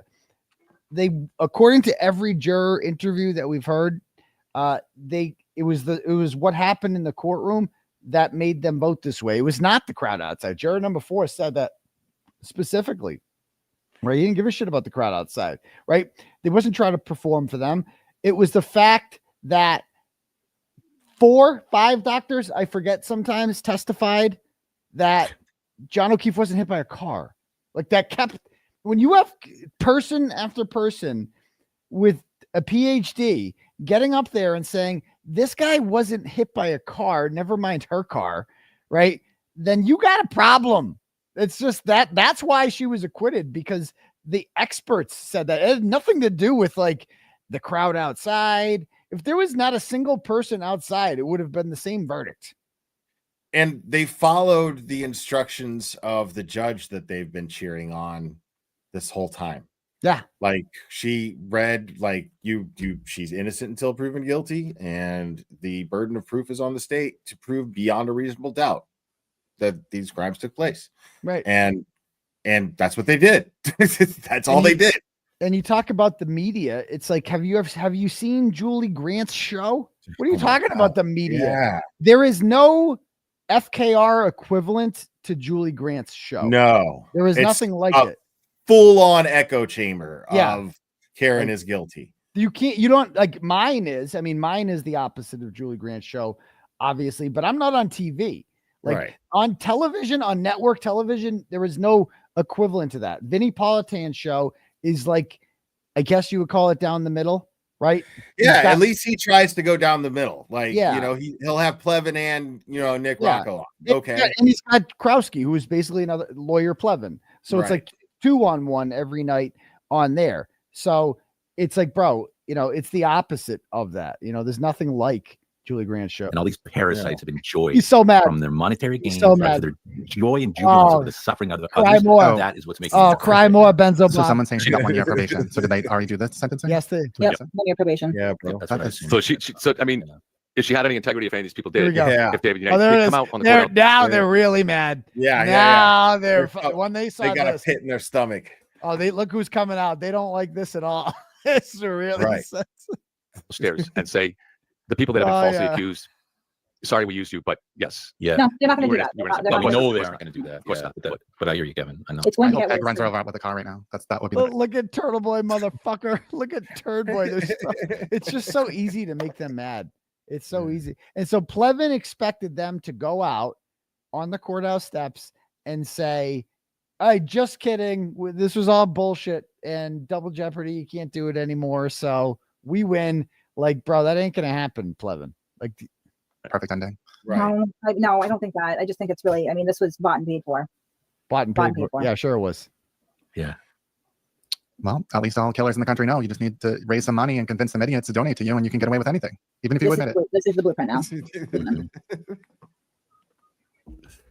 Wow. Oh, this Teddy ball game, yeah. Certainly all this makes us question the decency of so many people around us, our neighbors, family, friends, whatever, people that fall for this stuff. It's unbelievable. People that would rather support someone like 𝗃𝗏boy and think that somehow that person is someone who is after the truth, who is trying to bring you the truth. It's disgusting. It's disgusting. And it speaks of the level of need, I guess, with people now in these days to want to have something to hang off of. But we've let the cope failed begin. to teach people how to think. Here we go. And whether that's in the school systems or whatever it is, people just have lost their minds in social media. They're already blaming the public schools for this. Bro. Like, these guys got PhDs and shit from Ivy League schools, and they're mad at the public school system for not educating us enough. Like, are you serious? Oh, he keeps going. We've seen this over and over again, even with a lot of the lawyers that I see on Court TV and go on with Court TV with. There's a real lacking in ability to think critically. And it's one of the things that inspired me in the writing of the book. Not that my book was a solution to it, but it's just stunning. Dude. Buy my book. Buy my book. The way people, when I was on Court TV, buy my book. They weren't after the truth. They didn't know how to find it. They didn't know how to think critically. And it's very, very frustrating. Yeah. But she's the female Aidan, you know? Oh, yeah. Yeah. But the thing is, we're just spectators in this. We don't have to live in this. Like, there are people that have to live in this. No, you're participants. With those Stop cheers, like it. the family. We're part, that's true. Stop it. You're participants. You're living, you're loving this. Like, you guys, Plevin just pitched his fucking book. You can't say you're not a grifter if you're using this to pitch your fucking book. No, right? Like, is just devastated and deafening cheers by these pink elephants outside the courthouse. Like, it's just so disgusting. These people should be ashamed of themselves. I just got a comment. Somebody said, "Admit you lost." We didn't lose. Oh, you lost. Keith lost a son. Yeah, this was not. And you thinking this is a fucking game? You've lost your mind. It was never a game. No. Nobody was declared innocent. You know what's funny about what find. they're saying? What? I've never been more proud of myself in my fucking life. Then when this happened, just being a part of this whole thing. You know what I'm saying? Seriously, like, no, for sure. This is history, dude. This is an amazing moment in American history. Mhm. You know what I'm saying? Like, Mhm. think about it. They're going to be talking about this in law schools for They are. hundreds of years. Yeah, they really are. I So, mean, yeah, this is That there was evidence beyond a reasonable doubt, which is not the same thing. Does not mean that jury found that John was killed inside the house. So 227 was a message. Unreal. Yeah, I could see that. There's some public statements too yesterday about 11, and things would move, and we'd see. Yeah, it sure did play out just like it was called. That's nuts. There were some of those comments we have to re-examine that. That's crazy as hell. So Benzo Bob thinks that the day before I said that there would be a verdict at 11, and they did call them back at 11 for juror questions. And so he thought that I got some inside tip or something like that. The all-powerful 𝗃𝗏boy knew about that. So he's like, we're going to have to launch an investigation into that. Benzo Bob's on it. Benzo Bob's on it, you know? It's on the case. Yeah, this isn't a game. It never was a game. It's so Trooper Paul was more effective than Aperture, I guess. Yes, No, yes. I really do think it was. I mean, I think we heard Brendan and John kind of nod to that too, that it was a bad. That's draw, amazing too. Like I said, there was obviously some pressure. There was some people jury? that were pressured into. Yeah, the jury. The jury. Yep, they're already blaming the Oh, yeah. jury. They're already blaming the jury. Yeah, I mean, I don't think we should jump to conclusions on things like that until we actually hear from some jurors. I mean, I've never heard of any jury where one person buoyed the other 11 into accepting. No, I'm not saying it was one. I'm not saying it was one at all. Oh, so it was more than one. Or even two or three. I mean, I think Yeah. The only reasonable conclusion here is that the majority of the jurors did not feel that the case was proved beyond a reasonable doubt. And I think to not conclude that would be putting our own bias into it. Yes, Plevin. You know, But I feel don't like think that they Plevin had was outside teetering influence here. because, Plevin was that teetering. message that they sent to the judge. He was teetering here, and he was like, use some common sense, please. Like, he wanted to say that to Krusty right there. Like, come on. Like, let's just fucking get real. Wake up for a second here. What are you talking about? And like the whole point of juror deliberations is like you're supposed to talk each other into it. Like that's how a jury works. Like if you don't all agree at first, the other one's job, it's your job to figure it out. It's your job to convince them. And whoever has the more convincing argument wins, right? And so that's clearly what happened here. I mean, it doesn't sound like from the jury interviews I've seen, there wasn't much debate. They didn't take any straw polls. They just looked over all the evidence. And at the end, they kind of just looked at each other like, so not guilty, right? Yeah, definitely. Just make sure we checked. The whole deliberation was about like the box, like DUI. That's what this is all about. Is anybody here absolutely sure that she killed this guy? Yeah, is anyone sure? Yeah. No. Okay, beyond a reasonable doubt. Let's figure out this fucking choose your own adventure book this bitch has got us doing. Right. I know, right? Which was exactly what the defense wanted when they put the charge on the slip, and exactly what the defense wanted to happen happened. And I just think it's too much of a coincidence with this amount of evidence for them to just come out with that. That's the only question they had. Like the only set of questions they had were those. It's just not right. No, Kevin is not the one that's being naive from reading the chat. Oh yeah. Look, we all have to put us. We all invested a lot into this. Nothing compared to what the families, the witnesses have at stake. But we all invested a lot exactly. And look at this, Cope. Prayers for John. Prayers for his family. Prayer for the reason why this happened. Turtle Boy's days are coming. So it's like all this stuff. Like John, we care about John's. Turtle Boy bad. That's all these people ultimately care about. That's it. We don't like Turtle Boy. But you have to distance yourself from that. You know.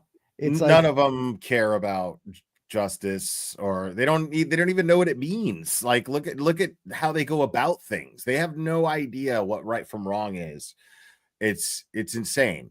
Right. Like it's just they're trashy, shitty people who are always doing trashy, shitty things, and it's all out of a hate for you, which is really bizarre. It's like a psychological anomaly. Like it is. I am enjoying so much how they're just looking at this crowd, and it's like, bro, you guys don't have anything. You can't get a single fucking person to go. That you're jealous. At the end of the day, you're jealous, right? Because you're bullshit. Nobody bought onto it, and you're watching.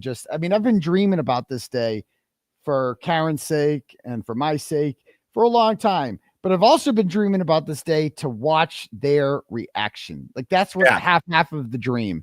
I am petty. I am enjoying this because these people have put me through a lot.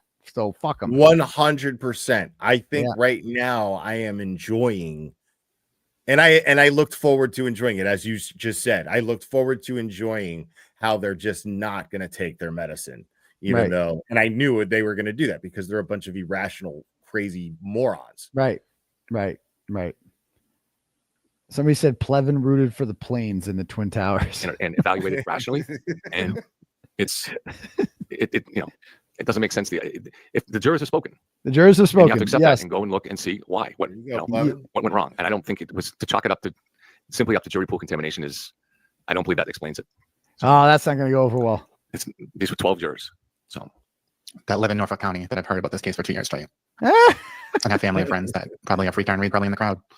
Oh yeah. They probably have people on both sides though, when I was in Dedham just a couple of days ago. I thought that we didn't have. I thought I was like ineffective. I thought the vast majority of the public believed that John O'Keefe was hit by Karen Reed. Isn't that what they said? I guess not. I guess they're not feeling that way anymore. Yeah.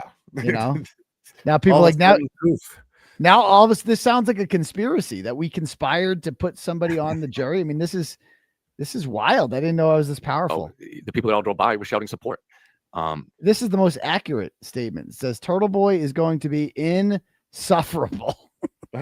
Yes, I am. Yes, I am. That's the only accurate thing any of these people has said all day. That is something you can absolutely bet and count on. Oh yeah, for sure.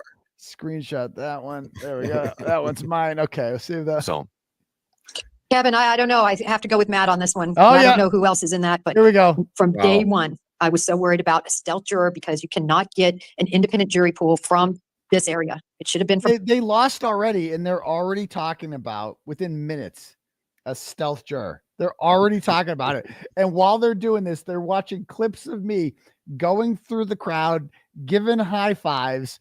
This had to be the most painful experience for them because I am just insufferable. And I love it. I love that these people, you can't spell insufferable without suffer.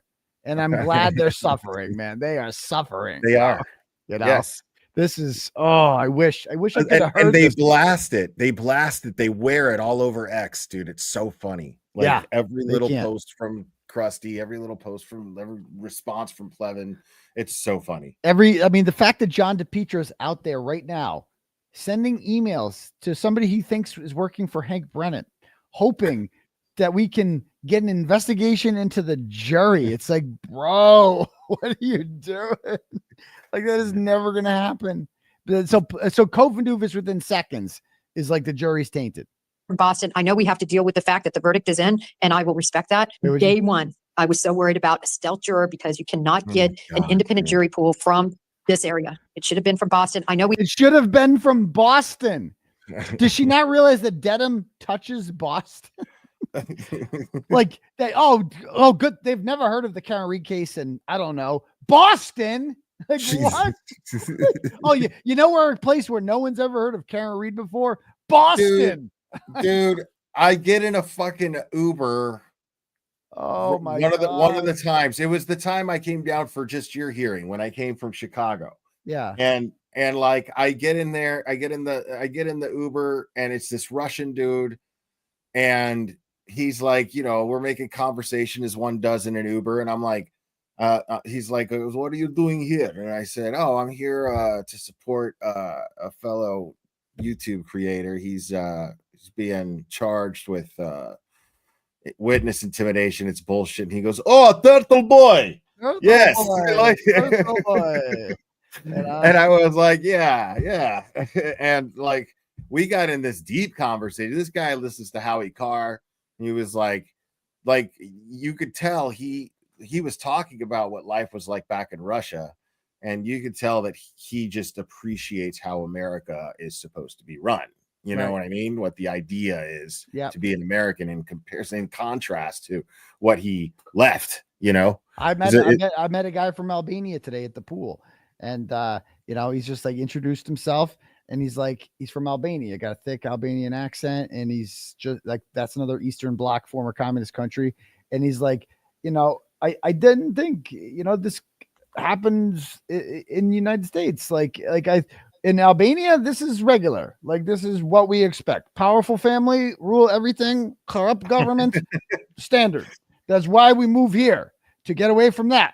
And now it's here too. It's so funny when you hear from people from Eastern Europe who have lived in third world dictatorships, corrupt governments, and they're like, bro, I've seen this before. This is the framework.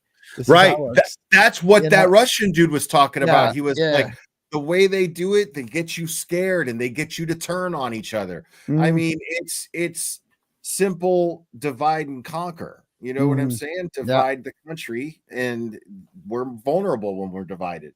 You know what I mean? That's just how it is. I don't want to get too deep into that, but he was saying this is the same framework exactly that he's seen before. It's crazy.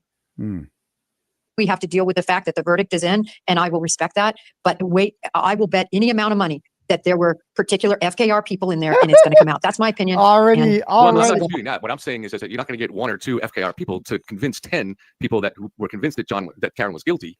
You're not going to, one or two of them is not going to convince them to change their vote. So then you would get a hung jury. But we didn't get a hung jury. We got a decision. Well, I think oftentimes what happens is the stronger voices, there's always, the jury makeup, typically, there's several people who just kind of go along. And then there's the strong voices that end up not coercing, but guiding, if you will, a verdict. You're literally describing how jury deliberations work. Right. It's like all of a sudden 𝗺𝗺 a fly on the wall in the deliberation room. You don't even know what you're talking about, lady. That's just the way it works. That's just, you have the leaders, you have sort of the followers. And I bet you the leaders were possibly, in that vein. That's just my concern. It is what it is. Like you said, we've got to respect it. I'd rather have guilty people go free than, somebody innocent get convicted. So that's our system, and it's a good system. But that's what happened. It worked out for Karen. This one hurts. This is like OJ and exactly Casey Anthony to me. No, it's like I said earlier, it just has wide-ranging effects on so many things. Obviously, first and foremost, John's family. Second, after that, the witnesses who are falsely accused and have had their lives largely destroyed and now have to live with this.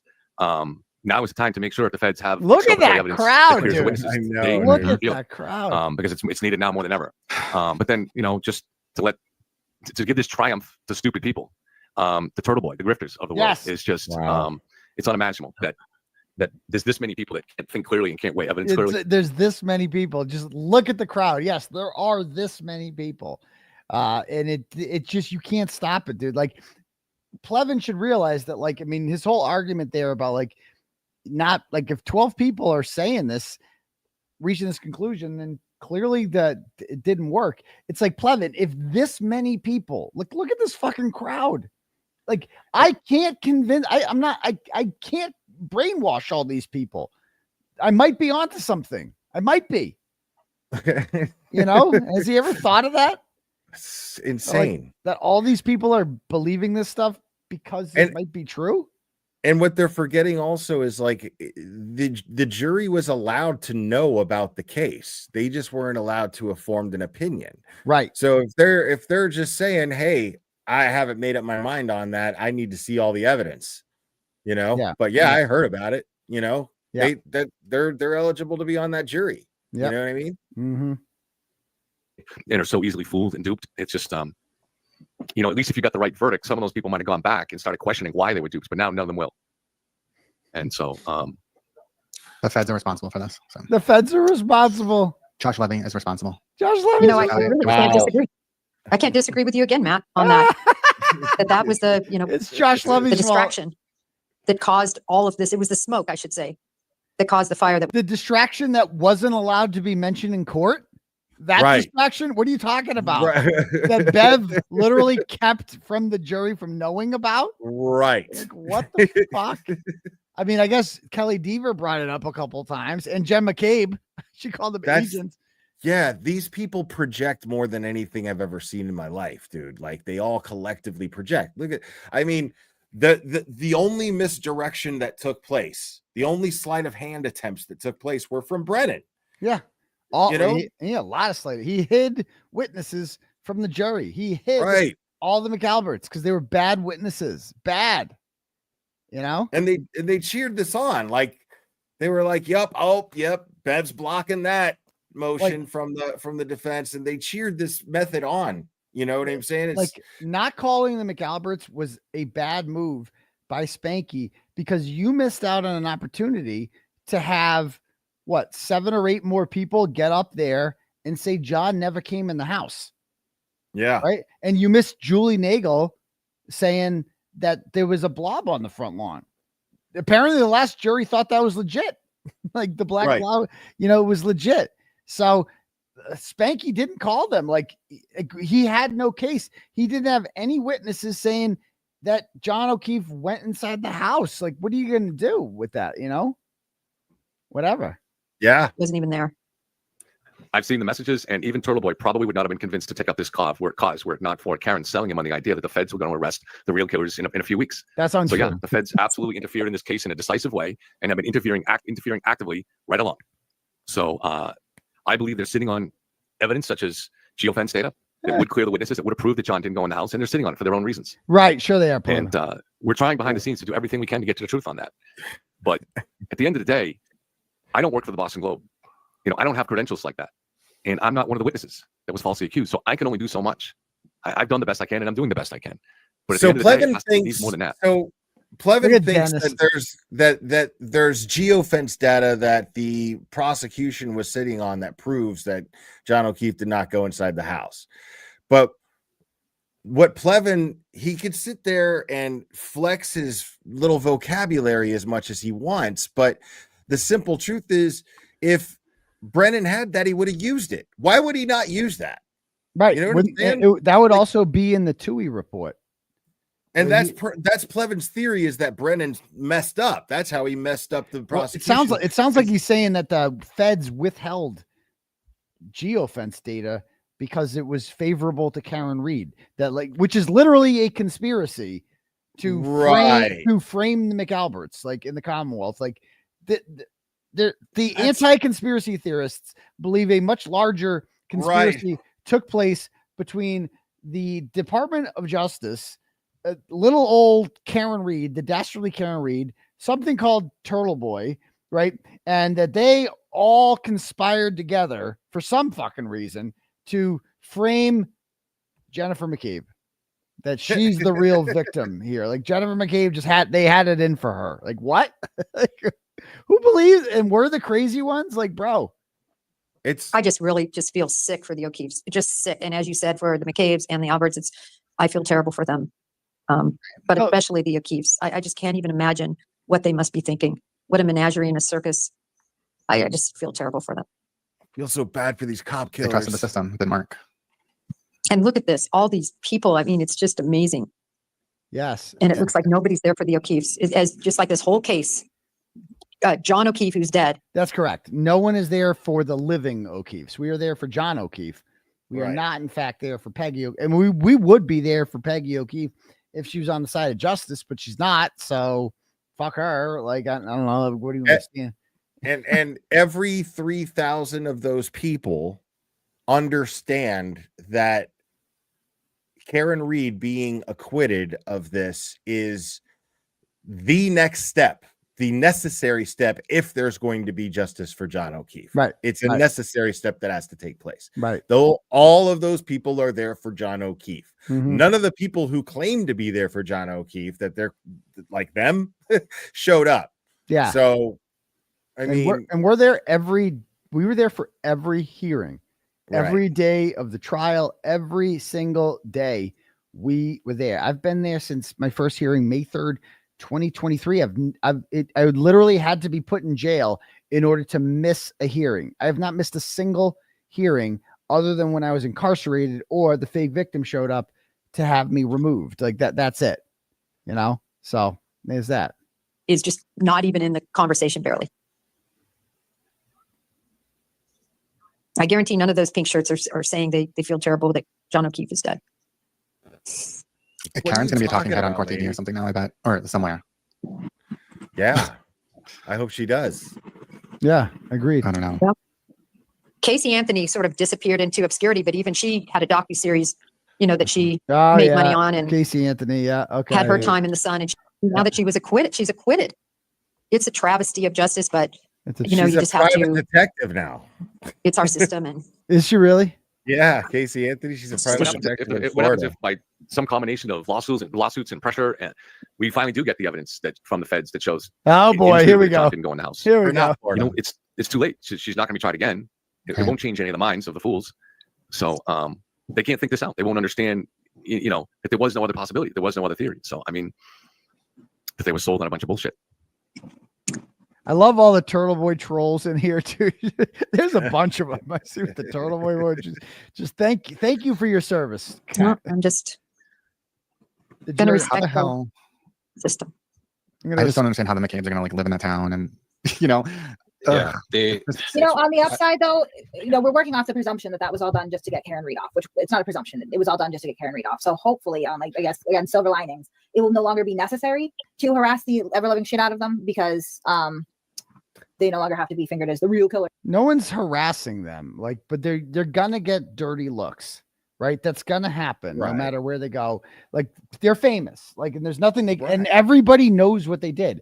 Most people aren't gonna do what I do. That's kind of what makes me unique, is that I have big cojones and I will go up to you and just get in your face and ask you uncomfortable questions. Most people don't want to do that because it's uncomfortable to do that in the first place, right? Whereas I live for shit like that. So they don't have to worry. That's not going to happen. The worst thing they have to worry about is that wherever they go, people are going to be whispering, and people are going to be like, oh, there's those fucking cop killers right there. Oh shit, they deserve it. People are going to take their picture, wherever they go. It's going to happen. And what are they going to hide behind the witness intimidation statute now? I mean, what are they witnesses in? It's over. They've done all your whole, although they are witnesses in my case still. So I'm sure they'll hide behind that. They get to keep that one going, but we'll see. Now that she's done. Somebody's handle in here. Somebody's handle in here is the lawyer you blow. I just have to say. That's a good one. That's a good one. What, Kate, though? That isn't what will happen, because I think the blogger will continue to rage. I get what you're saying, that now there's not really a reason to do it. But remember, he's still facing charges. And I think he's going to continue to rage because that's what people want to hear. Rage. Let's get the real killers. I can hear it all now. I mean, let's get the real. What does that mean? Let's get the real. I mean, sure, I guess. I won't hold my breath. I don't. I hope the feds get the. Actually, it wasn't me who said that. It was the jury foreman. Actually, that seems to be the leading the charge on that. The foreman is the one asking to go get the real killers. So you can't even blame me for that. You know. But you're the jury. You're the fault. You're the jury's fault. Yeah. The whole falls of the jury. I tainted the whole thing. I did my job. One of the things that was like really like heartbreaking was when Paul O'Keefe was interviewing, and he's like, you know, we don't even talk to a lot of our friends anymore because we don't know where they stand, and we have a very small circle of friends that we know we can trust because, you know, you don't know, like everyone is believing this bullshit, even their own friends. Like, how can you live in a place like that? It's awful. In a place where people think. Disappointing. Well, guys, I'm going to sign off. I'm in the middle of a work project, but thank you all. It's you know, you're one of the positives and upsides of all of this, getting to know you guys and work with you guys, and there is that. But oh, absolutely. I count all the friends that I made through this, and right, there is the silver lining. Other friendships. Yes, absolutely. Yep, and that'll last, and we'll go on. And then they come out here. All right, y'all. Guys with me, and certainly Stu. And up there. I'm the one Seinfeld. just because. I know. You head off. I'm all good. I just didn't. I will. Anyway, so yeah, thought we can enjoy that. Oh, I forgot. I got to read some turtle chats. Bear with me here. See, Right on. some of these are good conversation starters. You reading turtle chats has become one of my favorite parts of the show. Like, how come? Funny. Yeah, because sometimes people just bomb. You know what I mean? It's almost like a Gong Show segment. It's kind of a Gong Show. Some people just bomb, and you're just like, dude, thanks for the money, but fuck you. I bombed last night. We're gonna like, that's supposed to make me feel better. Yeah, well, I'm like, I don't know. You I know you meant well, but no, I did. Yeah. Because I cleared it up in the later comment. I just worded it poorly. All right. So Amy sends $100 and goes, "You did it. Give us more scoop that we couldn't see on camera.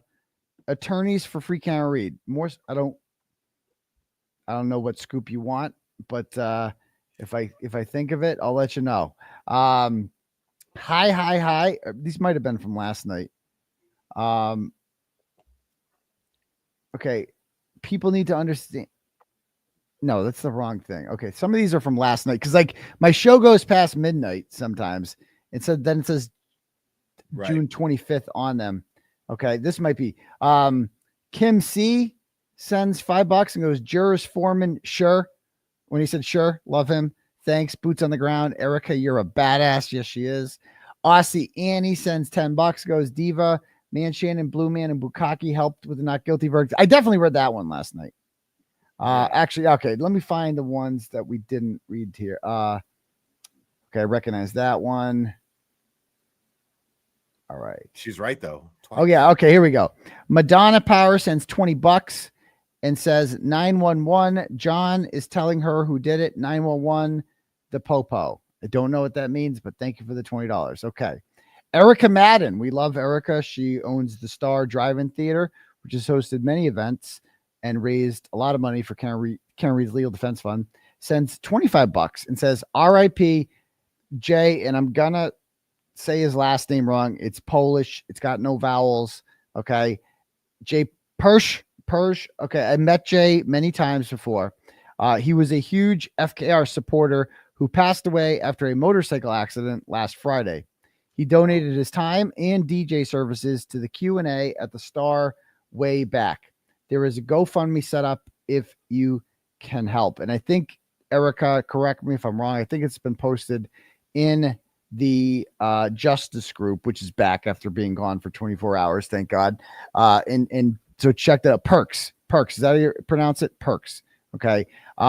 So I met him a couple times, and he was a really nice guy. He had the whole on September 15th, 2023, when I had that Q&A session at the Drive-In Theater. He set the whole thing up. He was like the DJ for that. He had his flatbed truck out there. Really, really nice guy. Motorcycle accident, man. Really, really sad. Man. This is, man, you couldn't pay me to get I was scared shitless of motorcycles. You drive a motorcycle ever? No. Yeah. I'm pretty scared of them myself. Yeah, it's just I'd like to learn just so that I know how to ride a motorcycle, but I don't really have the desire to like, it's just be on the road, It just scares me because like there's no seatbelt and there's no like windshield. It's like there's layers of protection inside a car. So you just motorcycle, like it's just so much easier. People get in car crashes all the time and live, motorcycles are like, I mean, to each their own, like America, freedom, do whatever you want. But I'm scared shitless of motorcycles. Like I would not, you couldn't pay me to drive one. I would never drive one because I'm kind of a pussy. Like I just wouldn't drive a motorcycle. Call me, but I like the comfort of safety. Yeah.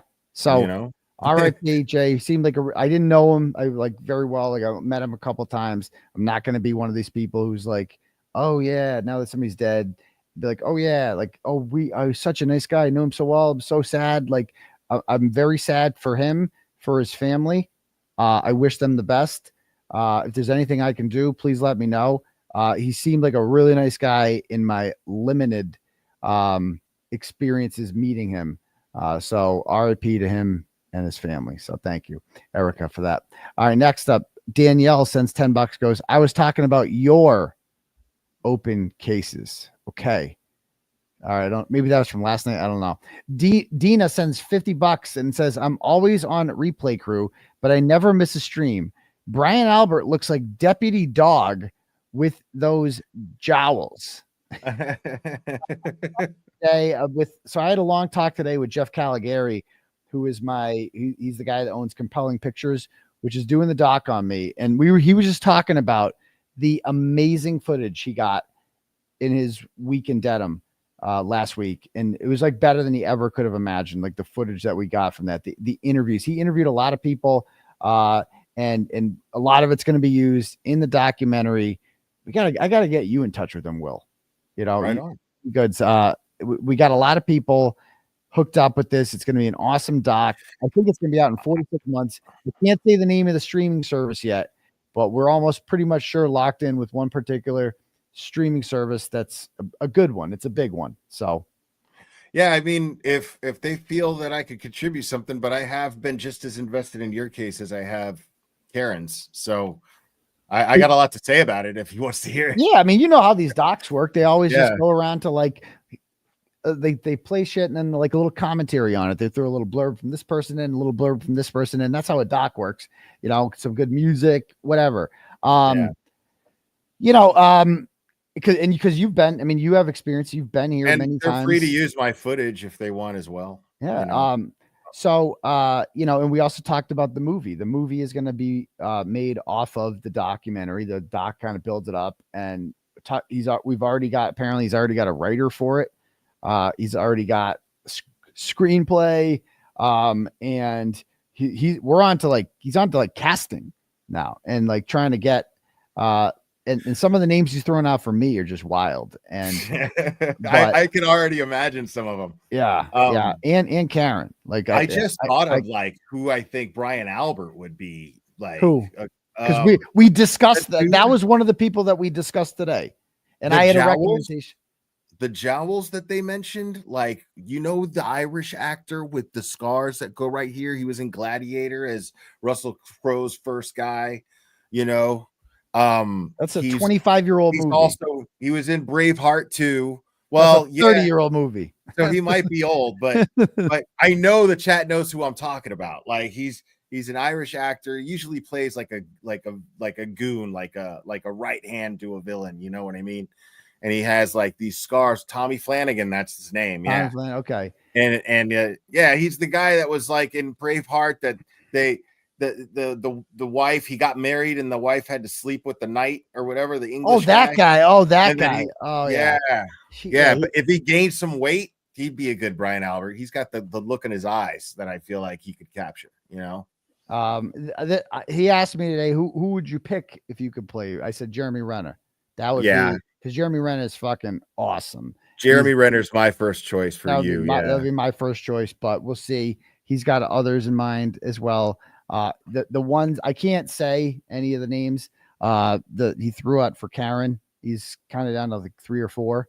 But I talked about what the town got me thinking when I was talking, because that's the first thing I think of when I think of Jeremy Renner is the town. He stole that movie. He was so good in that movie. And when I thought, and I'm like, the driver, like one of the bank robbers, like the fat driver in there. Yeah, the dude from Gone Baby Gone. I loved his part in Gone Baby Gone. He would be the best Brian Albert.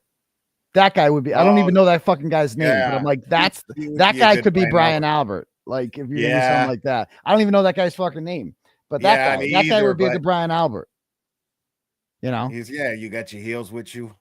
What? Your gun, dummy. Yeah, done.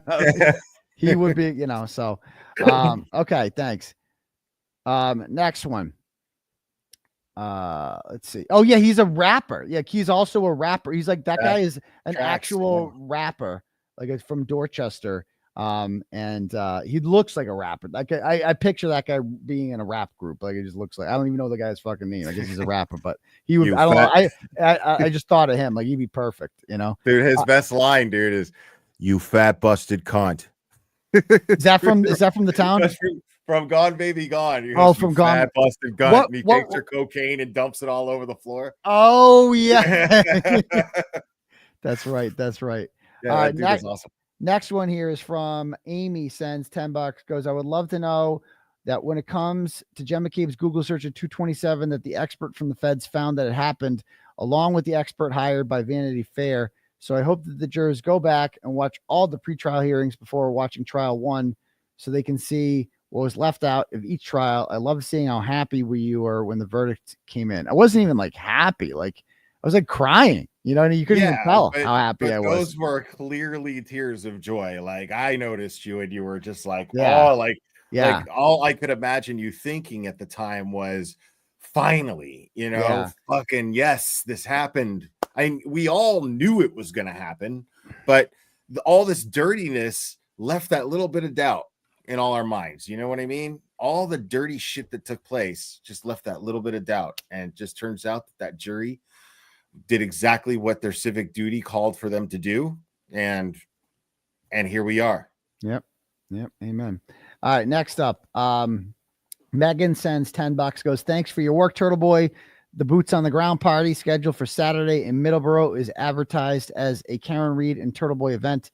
Does that mean you will both be there? Is that this Saturday in Middleborough? I don't know if I'll be able to make that if that's the case, because I have the kids this weekend and I don't think it's really appropriate for me to bring the kids to Middleborough, but maybe we'll see.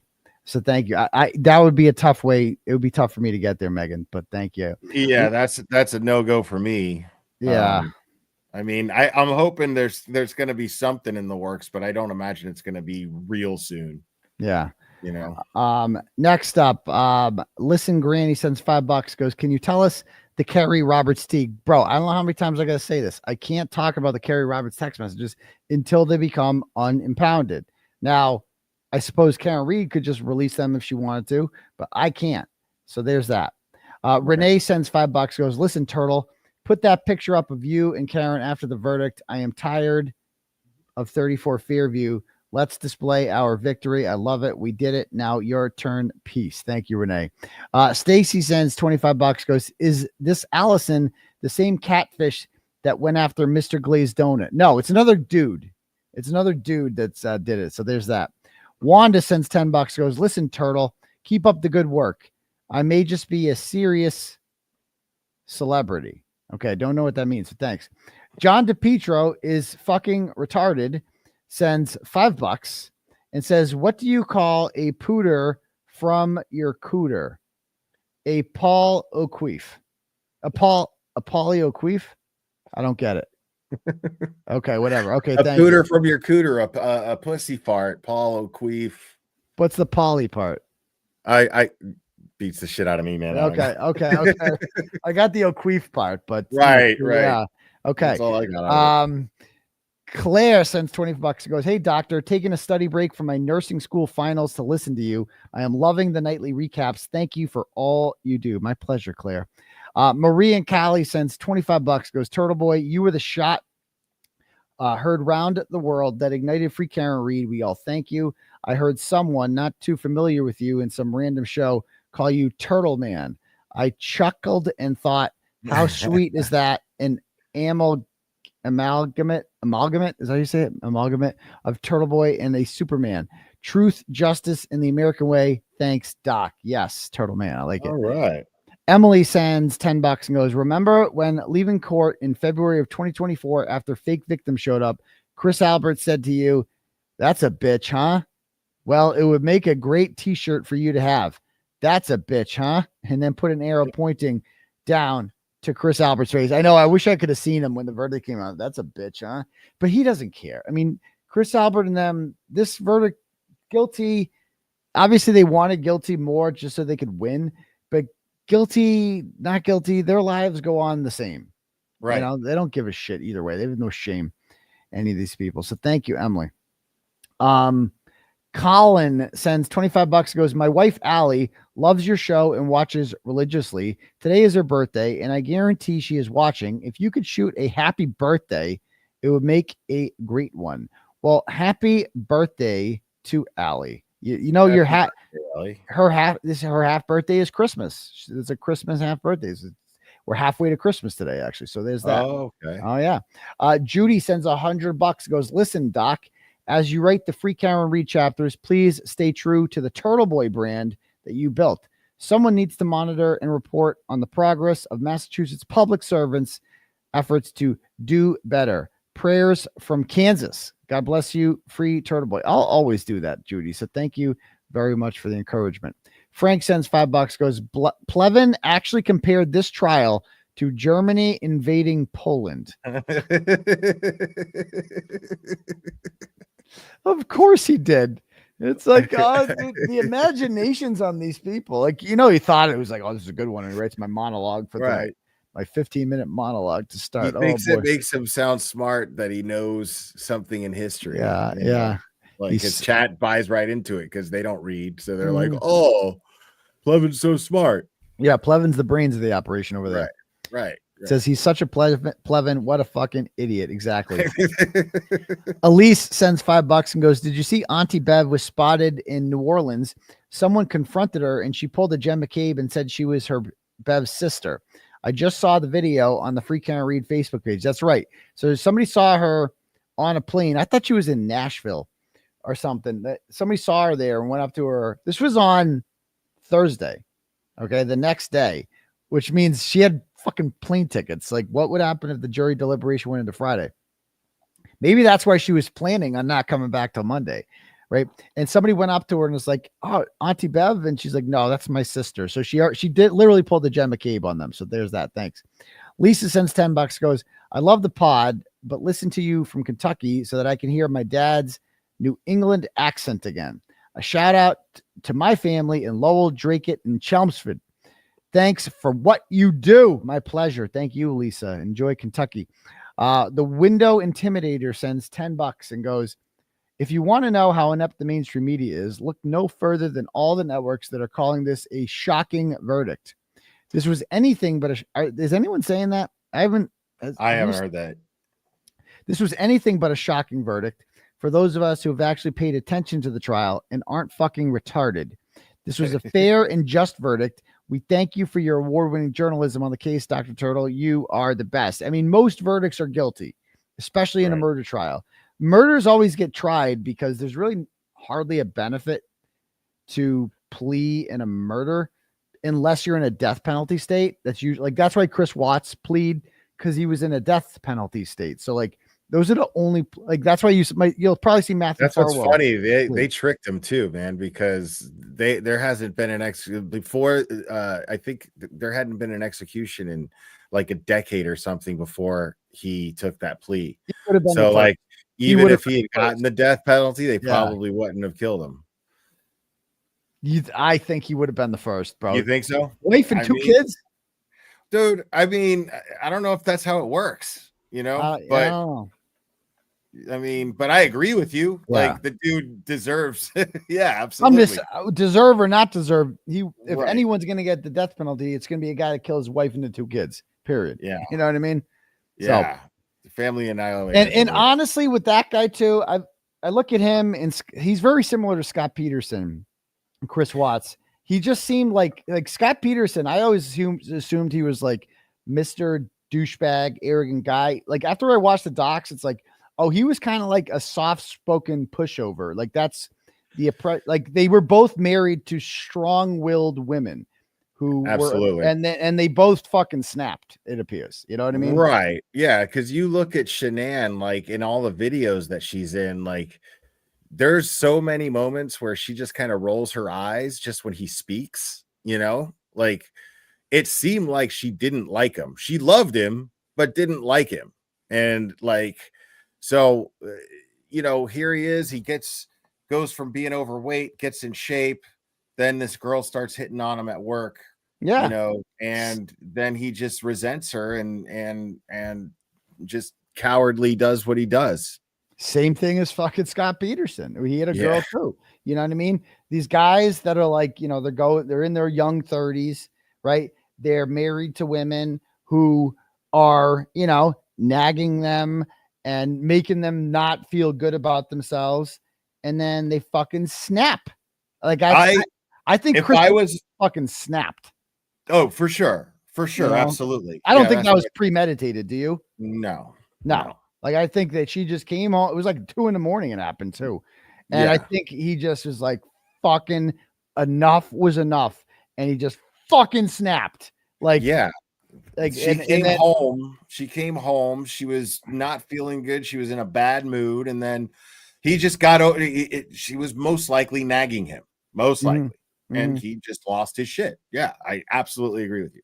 Yeah, like he probably like it seemed like because these two guys have no history of this shit. They just fucking snapped, you know. But people snap. Murder is still murder. You know, you can't do it. I mean, no matter how hard I snap, nobody's a murderer until they murder somebody. You know what I mean? But like, some people have it in them. I don't have it in me. I just don't have it in me. I don't either. Like I couldn't fight in a war. Like I just can't kill. Like I don't have it in me to like kill someone. I can't. I can't make that decision over somebody else's life. I just couldn't bring myself to do that. It takes a lot. It takes a fucking lot to maybe in self-defense. You know, maybe for self-preservation. Maybe. Maybe. You know, but I don't know. God willing, I'm never in that position. Exactly. All right. Next up, we have here. Not Jen sends $10 and says, "I'm a lesbian, but Turtle Boy could still get it." That's a real. Okay. I gotta read the tweet. I got a message. I'm not making this shit up. I just read what you guys send. So right on, man. That's praise. Turning lesbians straight since 2019. Yeah, that's what I do. Well done, sir.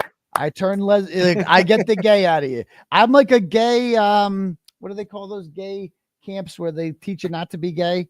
That's me for lesbians. That's what I do. I turn lesbians straight. That's what I do. It's my thing. And all you got to do is just sit there. Yeah. Amazing. Yeah. All right. Next up, conversion camp. I'm a lesbian conversion camp in the making. Welcome to Turtle Boy Live Conversion Camp. There we go. Next up, Anna G sends $10. Goes, Brian Albert implied that his view of Free County Reed supporters as a large group who believe John O'Keefe died in his house and also enjoy cornhole and barbecuing. Heaven forbid Brian walks by a backyard cookout. The SWAT team will respond swiftly. I don't get the analogy there, but yeah, we don't play cornhole at our things. We don't barbecue either. You know, we don't do any of that shit. But you know, sometimes we get takeout. We get like dead and pizza, but I must have missed the barbecue. So thanks. Next up, plot twist pending sends $150. Goes, that's very generous. My two favorite people on one screen. You guys rock. Also, I found a boyfriend for the no neck hoe. It's Ed from the 90 Day Fiance. Look him up. Ed 90 Day Fiance. I gotta look this up. Oh yeah, my god, twist pending is cool, man. She's always in my chat. Oh yeah, this guy would. Wait till you see this guy. This guy would definitely go well with the no neck hoe. There, like that guy. Bro, talk about no neck, homie. Yo, dude. If you're and the award for best no neck goes to Jesus. If you're ever in his neck of the woods, you're lost. Like what the fuck? You know, on to the next episode. All right. Emily sends $5 and goes, the reason why Lallie got a better outcome than Hank is because Lallie knew this shit smelled. Hank is the type of person to piss on your shoes and tell you it's raining outside. Anyone with at least a brain sees right through his lying ass. I agree with that. I think that Lallie knew that this whole thing was kind of bullshit. But he's like, whatever, let's just go forward anyway and fucking see what happens. I mean, we'll convince him. Whereas Hank thought he could like outsmart the jury. Like, oh, we just won't show him all the shady shit. And we'll hire, we need something to combat @𝗏𝗏. We need our own, because Trooper Paul ain't cutting it. So we need like somebody who doesn't work for the government. So we'll find this like shady company that will apparently hire anyone, and we will make them seem legit. And we'll get this guy Judd on there, who is the big, like he didn't coach the witnesses right. Like he should have. First of all, the witness that he coached the most improperly was 𝗏𝗏𝗆. Like, how do you not have a sit down with the guy and be like, okay, first thing you're to do is take your fucking elbow off of the side. Take your fucking elbow off. This guy straight up testified like this The whole time. Right. And it's just, he was so sleazy and slimy. And then like Brennan direct questioning him, dude, I felt like I needed a shower. It was just so disgusting. The lies and just like sitting there so cocky, testifying and acting like that blue paint bullshit was somehow. Oh, technical. Judd. I was talking about 𝗏𝗏𝗆. Oh, 𝗏𝗏𝗆. The way he, like he did not. Oh, he did the same thing. Yeah. He was so bad, man. Just about like, you know, I remember one interaction with Alan Jackson where he asked him a question and it was like 10 seconds of silence. And then 𝗏𝗏𝗆's just like, is that a question? Yeah, it is a question. Can you? Oh, okay. Like he's just sitting there with his fucking elbow up. Like that. That Hank didn't say, look, man, we need you. You're our only cop. We're not calling anyone else. It's just you. You have to sell this to them. You got to come across as likable. You got to come across as none of that happened. believable. Like you have to do this. Instead, he was the most arrogant prick ever. Right. And the same. Totally unlikable. And he has an unlikable face to go with it. You know what I mean? Like, right. You know, he's got a very, totally. He looks like he looks unlikable and he's arrogant and he's cocky. And he had an attitude of, I'm just going to stonewall. It was like he wasn't even trying to hide the fact that he was stonewalling. Yep. He was bad. And then Judd, it's like Judd is his most important witness. And it's like he couldn't be more unlikable. Like when you compare him to La Posada and whatever, just like his argumentative nature, like in his arrogant nature, you couldn't be like, okay, Judd, like just be respectful. Don't seem like you're smarter than everyone else. Like just answer straightforward questions. Don't say a million fucking words that you don't have to. Like he just couldn't do it. He couldn't do it, you know? I mean, honestly, the best witness he had personality wise was Man Shannon. Like at least Man Shannon was likable. Like he was not, you felt he was kind of like the new Trooper Paul. Like, until you realize that he was a liar. You know, yeah, I mean? Of course he's a liar, but he wasn't like a dick. Like he just came off like Judd came across as a dick. Like, yeah, Man Shannon came across as a scam artist. Like the guy is just like, you know, but not like a dick. Like he never argued. He didn't like try to pretend that he wasn't full of shit. He's like, yeah, you got me. I definitely did not graduate. That's correct. Sure. You know? So yeah, there's that. Next up, Jessica sends $8 and goes, perfect timing. You had Will on. Hi, Glare. After such a long fight like you had and then a win, it's nice to have a friendly face to commemorate with. I think we all needed these laughs, especially after the big win. Adrenaline dies down. We will be there for your fight. Free Turtle Boy. Well, thank you very much. My next hearing's coming up in 12 days, 2 p.m. So thank you very much for that. Next up, hold on. All right. No, I already read the one. Nicola 𝗀𝗃𝗏𝗃 since $25 goes, Turtle Boy, thanks for all you've done on this case. You are awesome. Cillian Murphy should play you in the movie. I don't know who that is. You heard of someone? Peaky Blinders. I played Scarecrow in Batman Begins and Dark Knight Returns. Oh, that guy. Oh, yeah. Oppenheimer. He played Oppenheimer. This motherfucker. He's like scary in the Batman movie. He's like the main bad guy, right? Like he's no, not really, but yeah, he's the one with the he's one of the main bad guys. Yeah. He's the guy that puts on the mask and turns into Yeah. an insane and silent person. Okay, right. Scarecrow. That guy. Huh? Yeah.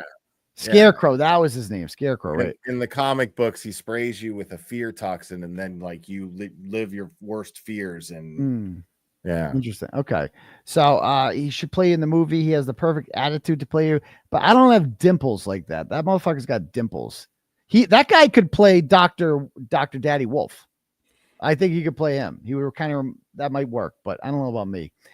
Kathy in Florida sends $10, goes, listen, Turtle, the fact that you said you're 5'8" and 3/4 last night is why I love you. Exactly. Don't call me 5'8". It's 5'8" and 3/4. All facts. Not going to embellish, but we'll take full credit. You're one of a kind, and we love you. Free Turtle Boy. Thank you, Kathy. Eileen sends $25, goes, thanks for standing strong. I'm a teacher myself, and I've taught my students as well as my own 12-year-old how important it is to stand up for justice. Our kids, family, loved ones, and our own selves could find ourselves in you and Karen's position. What you've done will make significant impacts in the corrupt state. Well, thank you very much, Eileen. Amy sends $10, goes, hey, Turtle, can you show the video of Alan Jackson outside yelling and how well it could be heard outside the house? Yeah, let's play this, actually. Can we go play this? Oh, yeah. I think I reposted it. Yeah. Or no, I commented on Instagram. Free Karen Reed on Instagram posted it, and I commented on it. So I don't. Yeah. Okay. Let's see. I gotta find. Hold on. I'll get it. Oh, by the way, did you see that they had a protest? They were protesting the verdict today. It was scheduled. Did you see who showed up? No. This was it. No. Nobody. Not a single person. That was the entirety of the fucking turnout. Like, bro, are you serious? These people don't give a shit about each other. They don't give a shit about anything. They just care about living in their hatred. So this is a wild video. Check this out. Did you see this? No. Yeah. So this is Alan. I didn't know there was sound to it. So yeah, I had my phone silenced, I guess. He yells Nicole just to see if you'd hear it from the window from inside. Yeah, that's the.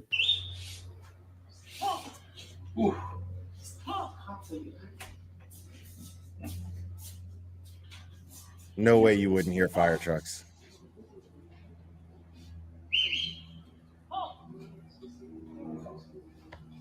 You would definitely hear that. Yeah. I love that about AJ. This is good lawyering, folks. That's very good lawyering. You know, that's legit lawyering. So thank you for that one. Margaret sends $5, goes, how much did Lauren M have to pay to become a mod on Turtle Boy and the Glares channel? Nothing. I mean, yeah. I mean, she's just been around. I give my wrenches to people I trust. You know what I mean? People that have been around, people that, you know, are you earn trust with me to get a wrench. Right. Sure. That's all it is. Like I don't, to me. And if I don't give you a wrench, it doesn't mean I don't trust you. It's just.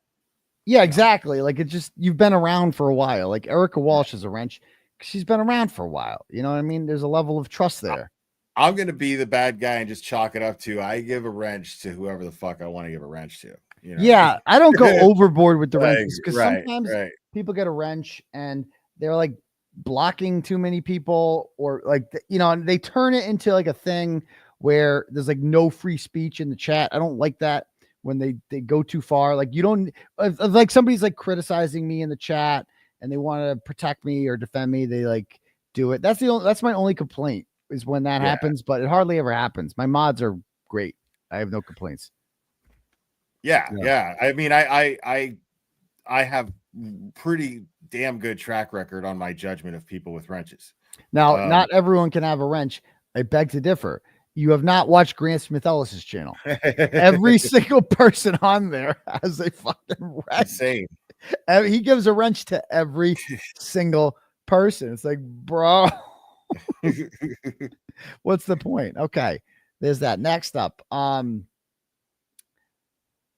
Jessica sends $5, goes, yes, motorcycles are scary. I work for the Navy, and a young active duty sailor, 36-year-old, died in an accident leaving work 2 Fridays ago, 5 minutes from the base. So sad. Life is a gift. That's a downer. Well, thank you, Jessica. Madonna sends $10, goes, John's cousin sees 911 all the time. His spirit is telling her who did it, the police. Oh yeah, that's right. Yeah, that's we had on the show John's stupid cousin, Vanessa Rizzitano, who just fucking loves attention, like seeks it out all the time. She was in the courtroom when I was there. Oh, she was. Yeah. Yeah. She She loves was it crying a lot. for herself. Like it's all just I didn't know who she was, so I did feel bad for her at the time, but I Don't. didn't know who she was at the time. it's just attention seeking behavior. All of these people, don't feel bad for them at all. All right, next up, David Yanetti's gallery wall sends $10, goes, Dr. Daddy, I asked this question a few weeks ago, but you said you didn't know what a nightmare blunt rotation was. Will knows for sure. So what's your dream and nightmare blunt rotation? 3 people, all characters allowed from seasons 1 and 2, attorneys, witnesses, jurors. What's a blunt rotation? So people that you'd smoke weed with, like a blunt rotation that would suck is like the worst people that you would be sitting around smoking a joint with. So 3 people you would have to pick, and then 3 people that you would love to do that with. Okay. Which, I mean, you don't smoke weed, so I smoke weed every day, bro. Oh, really? I didn't know that. I smoke weed. We never smoked. How did we not smoke? Oh, yes. I smoke. We've hung out so many times and we never smoked. Smoke weed after this, probably. Yeah, I smoke almost every day. At night, I don't do it during the day because I'm just I eat gummies. Yeah, That's what I don't do the gummies because that lasts longer and I don't like that. That's why I do it. Yeah. So can I tell you my number 1 from the bad who I would not want to smoke weed with at all? Because I would just fucking Jessica Hyde. Jessica Hyde. Oh, yeah. Oh, that is the nightmare. Yeah, she's got, because you just don't want to be around somebody that doesn't shut the fuck up. Yeah. Like, bro, can you shut the fuck up? And you know that you're not going to be interested in the slightest bit of anything Right. that you fucking say. 100%. And I would say good I would choice. put 𝗃𝗏𝗆𝗆 on there too. Because I'd be Yeah. like, dude, this guy is such a fucking douche. He's killing my high. He's killing my high.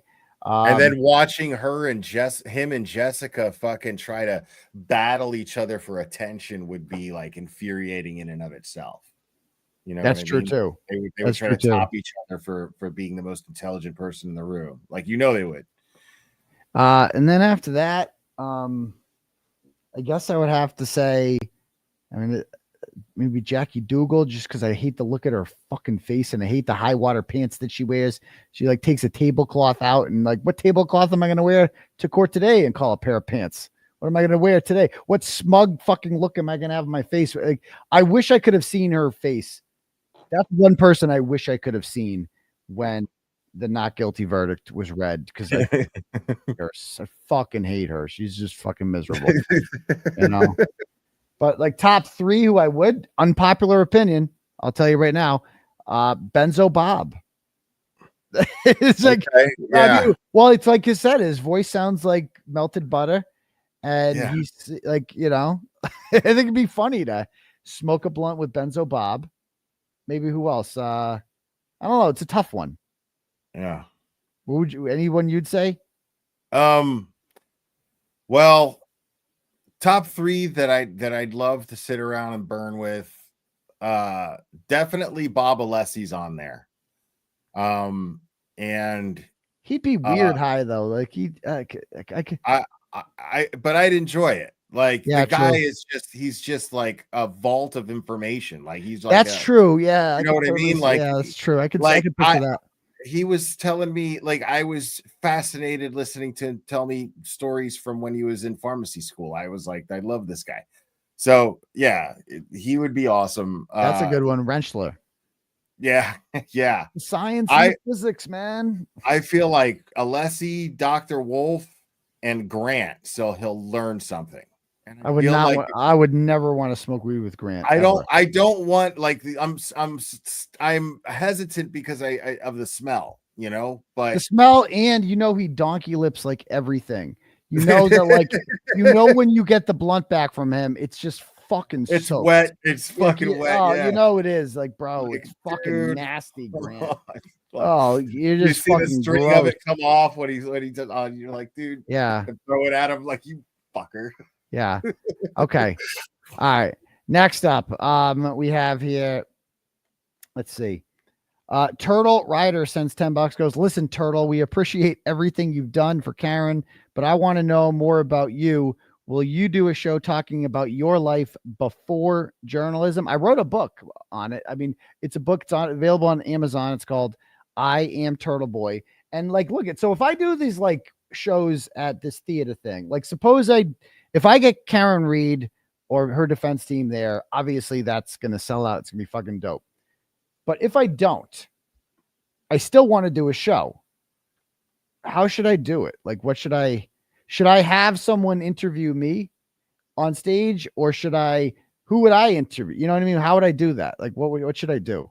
What would be a cool way to do that? So you're talking about like a live show where someone interviews you and talks about your personal life? Like my plan, ideally at this theater, which I ran by today, multiple venues, and who were like, that's fucking brilliant. Like as soon as I said Karen Reed and Turtle Boy in one place at one time, they were like, sign me up. Like one theater was like, can you do multiple shows? And I like, think probably. Do you think you could talk 𝗺cie into doing it? Maybe. Because I think that would be fucking fantastic. There's no chemistry like yours and 𝗺cie's. I have a ball with it every single time. Dude, one of my favorite one of Auntie Deb, awesome too. He's a great facilitator of questioning, something like that. He would ask really good questions. What I wanted to do, I'll tell everybody now, what I wanted to do, and I even talked to you about it a few months ago. I wanted to coordinate a roast for you. Yes. Which I would do it. Theory would be because there's no sense in doing it unless you're down. You know what I mean? Mm-hmm. And the whole thing is like, in theory, it's great. The problem is like I just don't see it logistically happening. We need a lot of funny people, because I'm not just gonna have unfunny people get up there and insult you, dude. The whole point is to fucking, the whole point is to pay tribute to you, to give you a night. You're the guest of honor that night for what you've done with the Karen Reed case. That's the whole idea. Yeah. So like, it's supposed to be all out of love. I don't want to have somebody who's not funny get up there and fucking just insult you. That sucks. That's right. So, I mean, if there's a way to get good people to do it, dude, I would love to still do that. I would love to do that. Be the roast master. I'd fucking have a ball with it. Okay.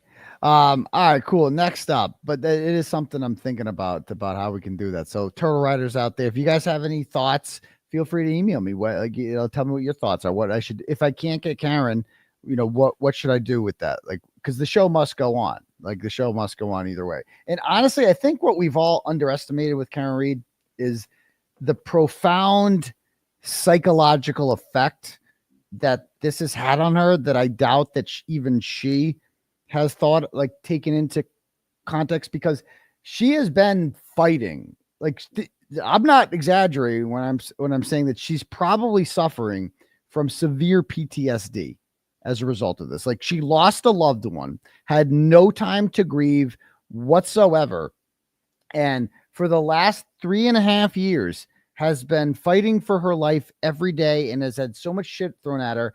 And as somebody who's on bail and lives in constant fear of going to jail, and I've had, so many times, Will, I have woken up in the middle of my sleep kicking.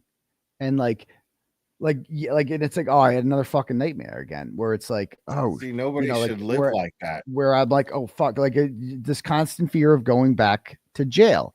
And I don't think people truly understand the gravity of that. Like, you're like, to constantly be in fear of going to jail because you spoke your opinion.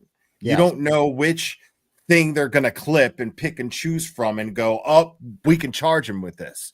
You know what I mean? Like that constant fear. Or like, are they gonna have the fake victim show up where I'm at? Like they literally, I was out for 3 days and they fucking pulled that stunt. 3 fucking days. They conspired to do that.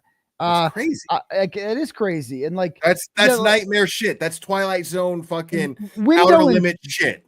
Window intimidation.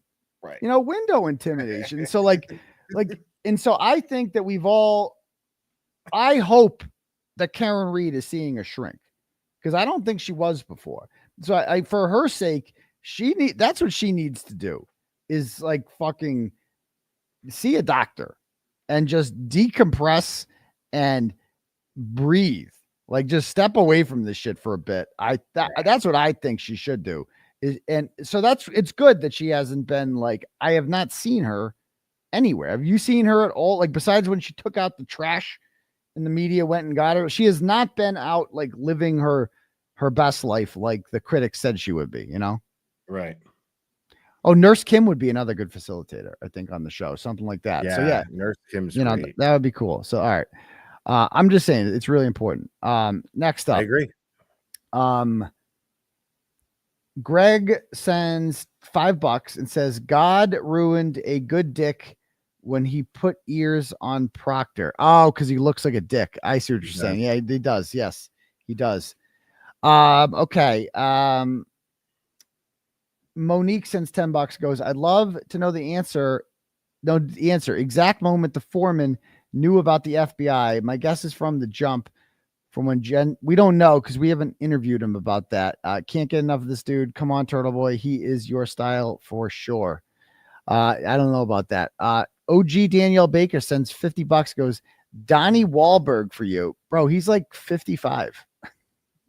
Vin Diesel for Brian Albert. Chill. Patrick Dempsey for AJ. Thomas Gibson, who is Hawk Criminal Minds. I don't know what that is. For That's somebody Yannetti. watches a lot of TV. Yeah, and Alan Cumming for Breenan. Okay, I don't know who any of them are, but thank you very much, OG. I know who Patrick Dempsey is. I could see that. It's not a bad choice for AJ, but take your word for it. Lisa Marie sends $25, goes, thanks for all you do, all you've done, and all you will continue to do for all of us. My pleasure, Lisa. Another Lisa sends $10, goes, next Turtle Boy scoop, track down Higgins. Is he on a witness list for your trials? Technically, I could confront Higgins because he's no longer a witness in any trial, and he's not one of the people who I'm charged with, intimidating. But like I said, I'm on bail, so I'm not confronting anyone. So there's that. Right. I'll learn my lesson. I mean, he might be a witness for a federal investigation, but right. They'll make some shit up. But there's no federal law that says you can't picket that I know of that says you can't, ask questions. There's a Massachusetts law, obviously, but there's not I don't think there's a federal law. No, I don't think so. Melissa sends $10, goes, no neck ho is the Timu Nancy Grace. Free Turtle Boy, love you, daddy. Yeah, Nancy Grace is another one that said Karen's guilty. Where the fuck did this idiot come from, dude? That lady, like, I don't know. Somebody just sent it to me. It didn't have that many views, so fuck. She's obviously not that influential or anything. Fuck it. Yeah. All right. Okay. Next up, Ashley sends $5 and goes, listen, Turtle. The only conspiracy is that John never went inside the house. Get that straight, Plevin. I have a great casting recommendation for you. I'll pin it to the top of my TikTok at Courtroom Chatter if you'd like to see it.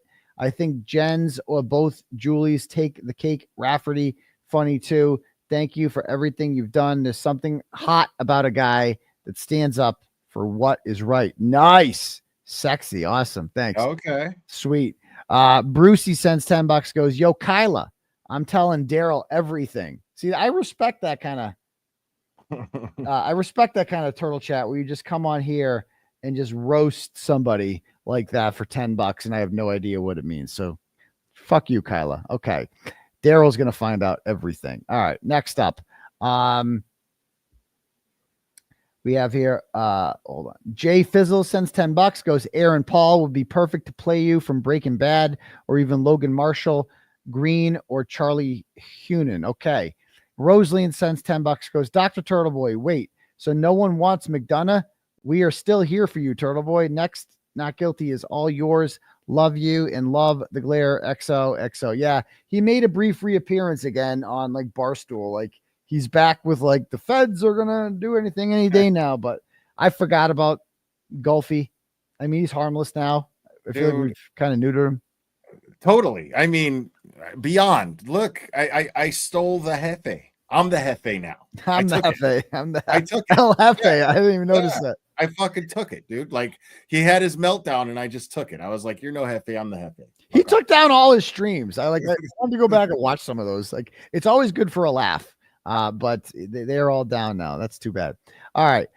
Kelly, not that Kelly, sends $10. It goes, the irony of Jeremy Renner playing you. He was involved in a serious snowplow accident in New Year's Day 2023 where he was run over by a 14,000-pound snowcat. Crazy parallels. Love and respect from Canada. That's a heavy plow. Okay. Let's see. Marie sends $5, goes, watching the Albert interview, I am wondering how Brian Albert knew John was gone when he wasn't pronounced dead until he was at the hospital. Good question. Emily sends $5 and goes, hey, Dr. Turtleboy, thanks for your coverage of this case. It's what originally put me in the case, and I've been here since the beginning. Have you seen the post of John 𝗵𝗵𝗆 posted of his family saying you and Karen were sending people to attack his children and wife? No, I haven't. Defamation at its finest. He's so desperate. It's pathetic. Thank you. No, we didn't have time to watch a lot of John 𝗵𝗵𝗆 coverage tonight. But maybe tomorrow on Sex Cult, we can do some of that. Let me just read some cash apps here. And then I want to show one more clip. I know you're, it's getting kind of late. Well, I don't want to keep you too long. Oh man, I'm here as long as you are. Lisa sends $5 and says, hey, okay, thank you, Lisa. Haley sends, maybe she had entered too soon. Haley sends $25, goes, riddle me this. Oh, what the fuck?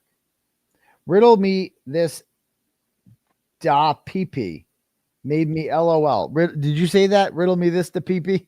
Made me LOL. The glare 10 out of 10. Riddle me this 𝗵𝗵𝗆. Okay. Oh, and Lisa says the jury has spoken. Now it's time to free Turtleboy. Amen, sister. Yeah, absolutely. Bean Diesel sends $5, goes, Bev caught lying in plane on TikTok. 4 from top. Okay, yeah, I'll check that out. Christina sends $10, goes, if not Jeremy Renner, James McAvoy to play you. Don't know who that is. He played Professor X. He was the dude in Split. Wanted, but Wanted with Angelina Jolie. You're missing the most obvious one. He's the last king of Scotland. That too. That's his big movie, right? The one with this mofo. I never saw that. Oh, you never saw that? Oh, that's a fucking awesome movie with Forrest Whitaker. Yeah, he's the I like Forrest Whitaker. Yeah, he's fucking dude. That's his best. The last king of Scotland. Yeah. He plays Idi Amin, the Ugandan dictator or whatever. I watched that, but I wasn't paying enough attention to it because I was playing on my phone and shit. And this guy was in that movie. He was fucking excellent, but he's Irish. I don't think he's like American. So there's that. He's European for sure, whether he's English, Irish, or I guess he could do an accent, but it's always weird when British people do like an American accent. Like it's still too proper. Like if you watch The Wire, like McNulty's character and Idris Elba, Stringer Bells, like they're both British, and like you can tell listening to them, like they just every once in a while, it's just too proper, Right. Next up. Mother of Beagles sends $6, goes, thanks for illuminating this egregious prosecution. My pleasure, Mother of Beagles. Naomi sends $5 and says, me again. I'm also selling some nice homemade bracelets for your fundraiser on Saturday. Okay. Thank you, Naomi. And she also sent another one that said, hi, doctor. There's a celebration fundraiser for Karen, 627 from 7 to 11 in Holliston. Comedy, dinner, and raffles. For more information, contact Naomi at 781-859-9766. Okay, thank you very much, Naomi. Someone said RFK Jr. to play Jen McCabe. I don't know why that was funny. RFK Jr. To play Jen McCabe. Okay. Holly sends $5 and says, please watch the new baby AI by allegedly on X. I'll have to do that after the show. Thanks, Holly. Gia sends $5 and goes, spending my 52nd birthday with you. Well, happy birthday, Gia. Happy fucking birthday. Happy birthday, Gia. Okay. Okay, thank you. So anyway, if you guys want to have more messages read, you can click at the link at the top for Turtle Chat, or you can cash at me at $ Uncle Bert Turtle Boy. You know what I haven't watched yet, and I think we need to watch is I have not watched the John Jackson interview. Oh, with yeah, Vinny? yeah. So let me just I'm gonna right out of the gate, he's a dick. Yeah, like, it's crazy. I've watched it privately, but I want to end with that just because I like shitting on this guy. This is like a shitting on. Like, I haven't had time to shit on all these people yet. So, profile acquittal of his girlfriend Karen Reed. Known for his stepped up to the way as he struck. So law enforcement happened. One was found guilty beyond a reasonable doubt, and that's our standard of proof for a created quite.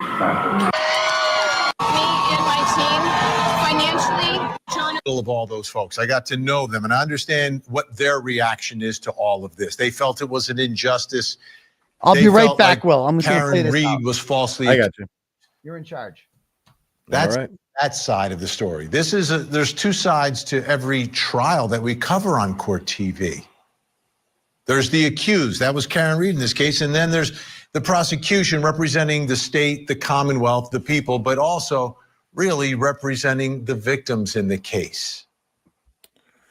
And the victims in a case where you are alleging murder, where someone died, the victims are those who loved John O'Keefe. And that brings me to the first question in our investigation tonight. And it's about the other side. How are the friends and family of John O'Keefe handling the verdict?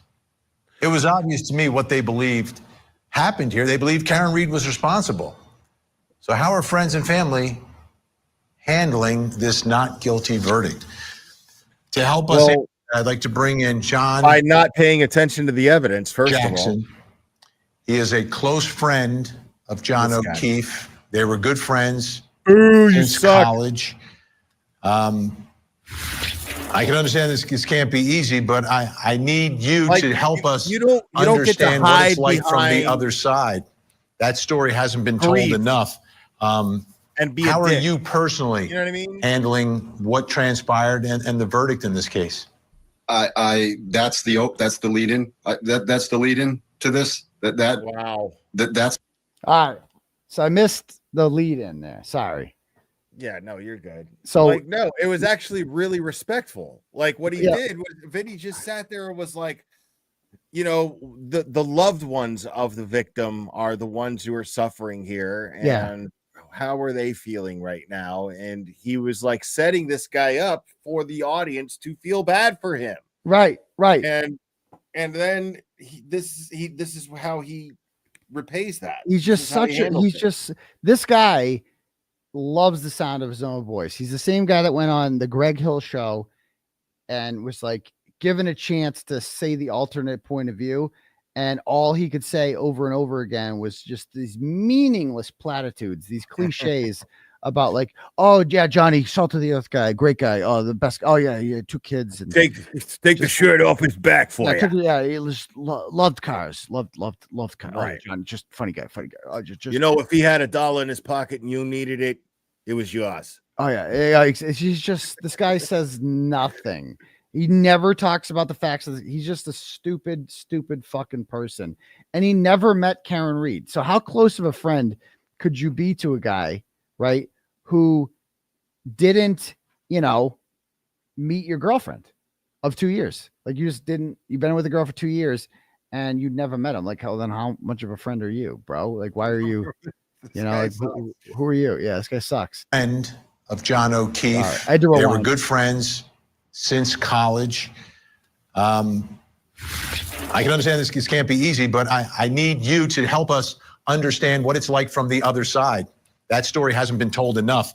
How are you personally handling what transpired and the verdict in this case? So that's like the most respectful opening I've ever heard. Totally. First of all, it's a lie to say that this side hasn't been heard. I hear this motherfucker all the time. Like, Right. turn on Julie Grant's fucking program. It's just Right. filled with bullshit like this. Like they never say a fucking thing. Any of these people. So like he's even lying and being nice to you, like instead of being honest about how worthless you are. But go ahead, John. That's the lead-in. That's the lead-in to this.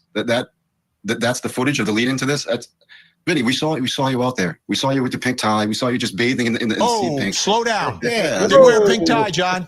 Didn't wear a pink tie, So you John. hold it up. You held it up, right? No, I didn't. It wasn't a pink tie. It was a purple tie. And he made a big deal about it too. Like he made it an ongoing bit almost. Like, I can't even wear a pink tie. I love wearing a pink tie. Oh, and he didn't, and he never got to do it. He's like, I guess I got to go with purple. Can't wear a blue tie. Can't wear a pink tie. Blah, blah, blah. And he just whined and bitched about it for like 4 different fucking segments of Court TV covering the case. And he's mad because he's showing the crowds that were outside. What the fuck am I supposed to show? Where's all the Smurfs? Where's the Smurf motherfuckers? They just disappeared kind of quick. So how am I supposed to show them? And I held up a red tie, John. If you've watched me, if you've watched my career, so every verdict I wear a red tie. So I switched from the purple. From the purple. The career is interesting. Okay, this is the way it's going to go. Let's the career go. is fantastic. The career is fantastic. Look, up until this case, we all watched you. We all did. Until this case, we all watched. Any case that had any kind of interest to us, we watched. But I just watched that interview with that juror. I was here to talk about something completely different, and it's unfortunate because. Okay, let's talk about whatever you want to talk about, John. I'll give you an opportunity. It's not a problem. I can't believe what I just heard from that. I just watched the show, so I can't believe what I just heard that juror say. So right here,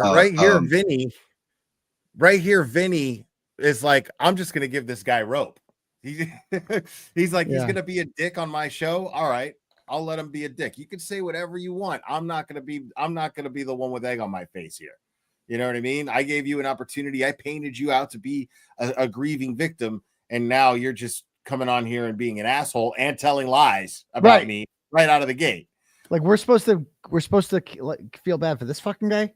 Right. This guy's gonna come on here just shitting on Vinny. Like that's your biggest concern.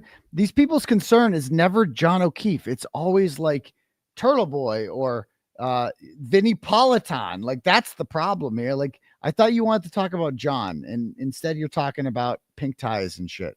Right. Vinny made a pity bed for him, and he just pissed in it as soon as he got in it. That's the lead-in. Does the lead-in? Right. So many things. I mean, I just went over it. I couldn't believe what I was listening to. It believes the dog bite theory, but they didn't really present it at trial. Those are her words. Barros. She talked about Officer Barros. She apparently missed the cross-examination, although she did hat tip to Mr. Hank Brennan for his cross-examinations. But hey, look, I'd love to talk about Johnny. Johnny. John, let me give you an opportunity. You can talk about whatever you want. As a guest on this show, you can talk about whatever you want right now. You've got the microphone. We've got the camera. You have a question for me. If you want to talk about the juror, the way she saw the case, that's fine. You've answered my question that I have already. I sense that you are absolutely livid. You're unhappy. There's a sense of anger. So my question's answered. Yeah. I'll give you an opportunity to talk about whatever you want to talk about. So it's just like, go ahead, motherfucker. Right. Say something fucking interesting. Go ahead. I dare you to say something interesting. You won't because you can't. Crawl your way out of this. This hole you just dug yourself.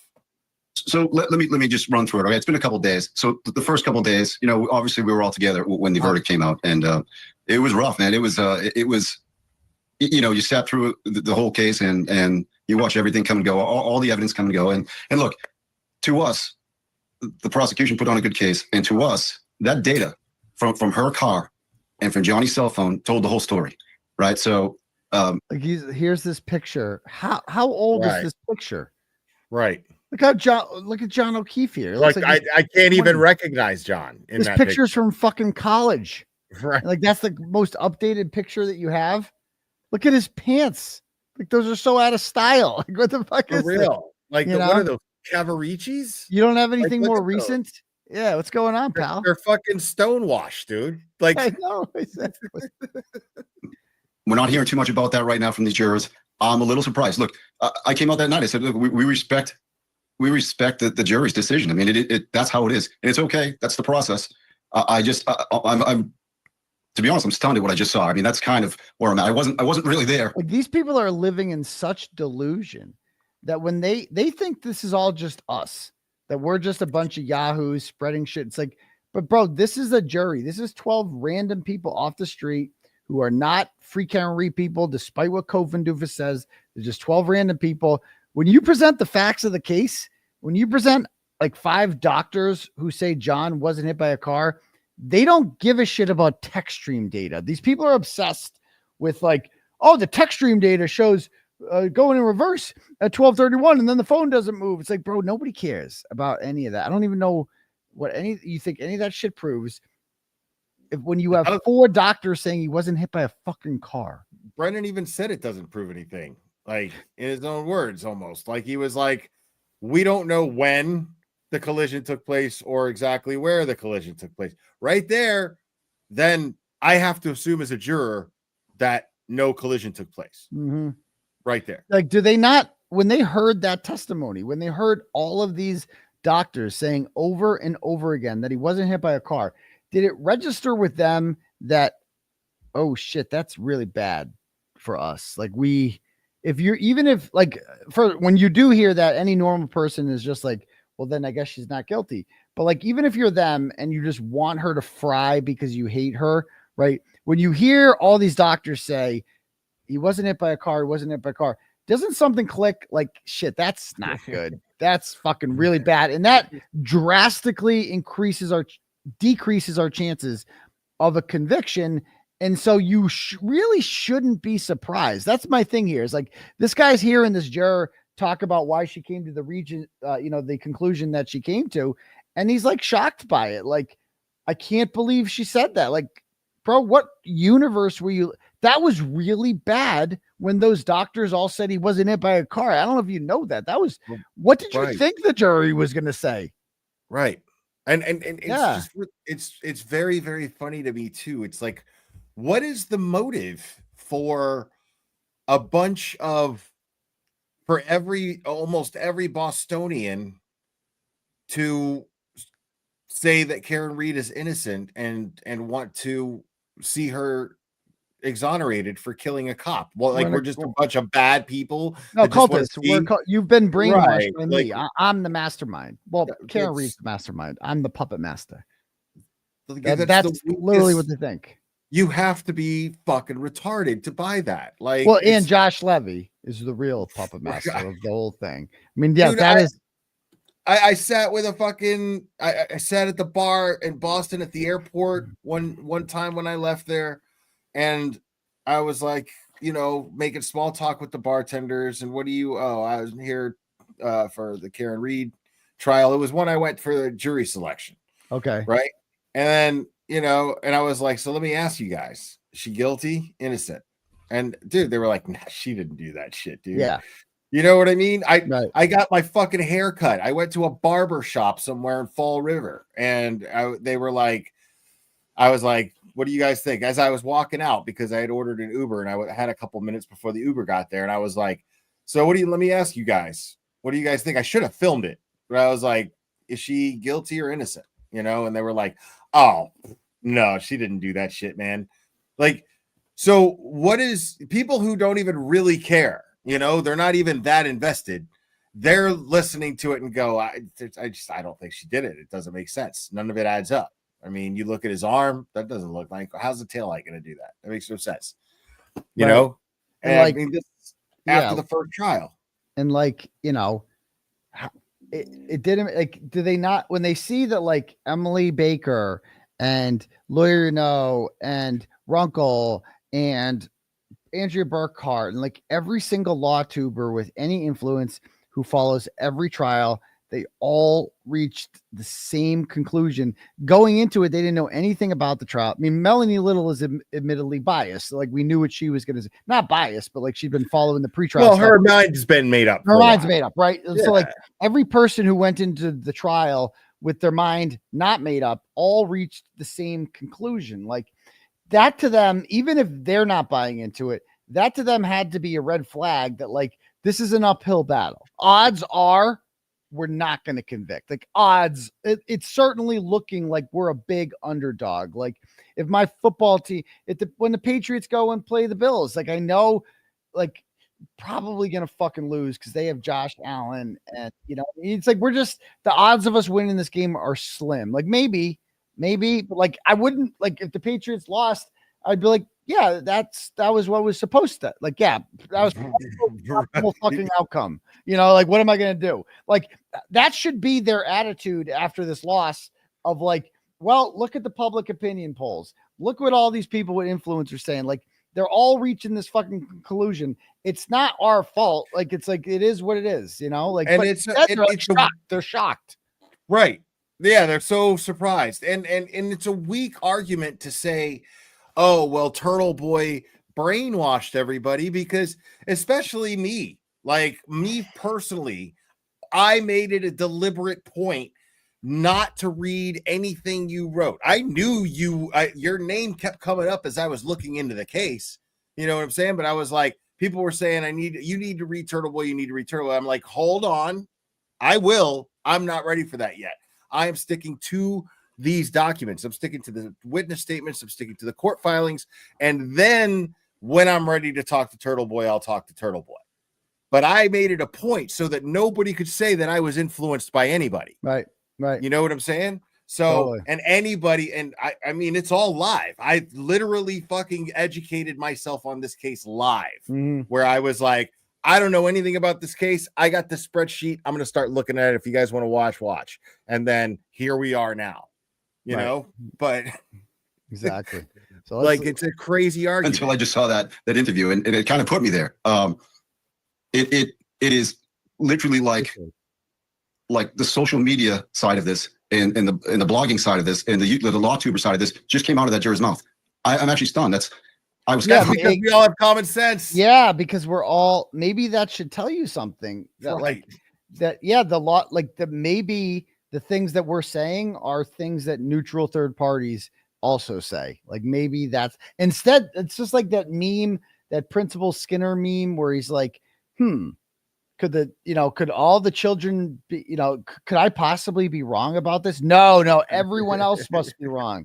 Everyone else must be wrong. And I'm right. Like when you look at it and like 90% of the world is saying something different from you, like you should reevaluate. Like maybe there's something I'm missing. Maybe there's a reason that maybe there's something besides this is a cult or the jury was paid off or something, but they're just incapable of that. Oblivious, incapable of just applying one thought that would lead you to another by the evidence. You know what I'm saying? Like, it's insane. Like, you have to be a crazy person to sit there and think that it's normal procedure to wait days, weeks, months to interview key witnesses. You have to think that that's insane. If you don't, you've got to be a moron. Yeah, and I love how this guy's got his 𝗫𝗿𝗄𝗆 pencil in his hand. Like it's like take a tiss from Jen. Yeah. I wasn't here, but I can't believe I just heard it. It kind of put me in a position, and I'm sorry. Didn't mean to start off that way. And then hey, John, your emotions are real. You're entitled to your emotions. Of course, yeah. This is an incredible loss. And I've seen cases of not guilties before. I know it can be crushing. I know it can create anger. And I just want to hear it. I want to hear your side of this. So hearing what we heard from juror number 11 tonight. Why does he have a 2006? Why does he have a 2006 fucking Bluetooth in his ear? I don't know. It's good. Went down. Where do you point blame anywhere for why this result came out, a result that you don't believe in at all? Yeah. So obviously, there's a couple places we'd like to put to blame, but let me start off again. We respect the process, right? If the process is fair, if there's no fingers on the scale, we respect the process. Wasn't fair. And the process wasn't fair for Karen. Karen Reed, yes, that's who it wasn't fair for. Right. You guys hid evidence. Like, you fucking lied about sweatshirts. Like, I could go down the list of things that weren't fair. And this guy's complaining that the Commonwealth didn't get a fair shot because of YouTube shows. Like, it's fucking you, which had zero influence whatsoever on the trial, because every juror was just listening to the facts in court and came to their own conclusion based on what they saw in court. And I wasn't brought up at all. Hank tried bringing me into it, but that's it. Like, no one else mentioned me. The jurors spoke. So that's it, right? I mean, we understand that's it. But you know, what we don't appreciate is the narrative that got away from us pretty early was a false narrative. So, you know, trial 1, trial 2, both of them. In the, you know, the popularity of the movement grew. And as the movement grew, it drew in more and more media types, you know, traditional media, new media, drew them all in, and they went and chased the clicks, and they chased the likes, and they chased the popularity, which is fine. That's what they do. But what we feel is that at some point, I mean, look outside that courthouse, right? The family heard the cheers.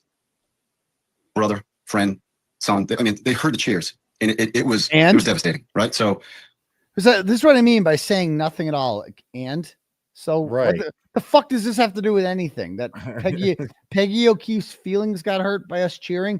What the fuck do I give a shit? What does that have to do with anything? What does that have to do with whether or not Karen Reed's innocent? It's somehow disrespectful to John O'Keefe's family that the public is happy that the system worked out for an innocent woman. Yeah. Wow. Like we're supposed to be like, oh, we're all supposed to cater to Peggy O'Keefe's feelings. Like, no, sorry, that's not how justice works, dude. Like, what about Bill Reed? Do his feelings count? He's a parent too. Like, what the fuck?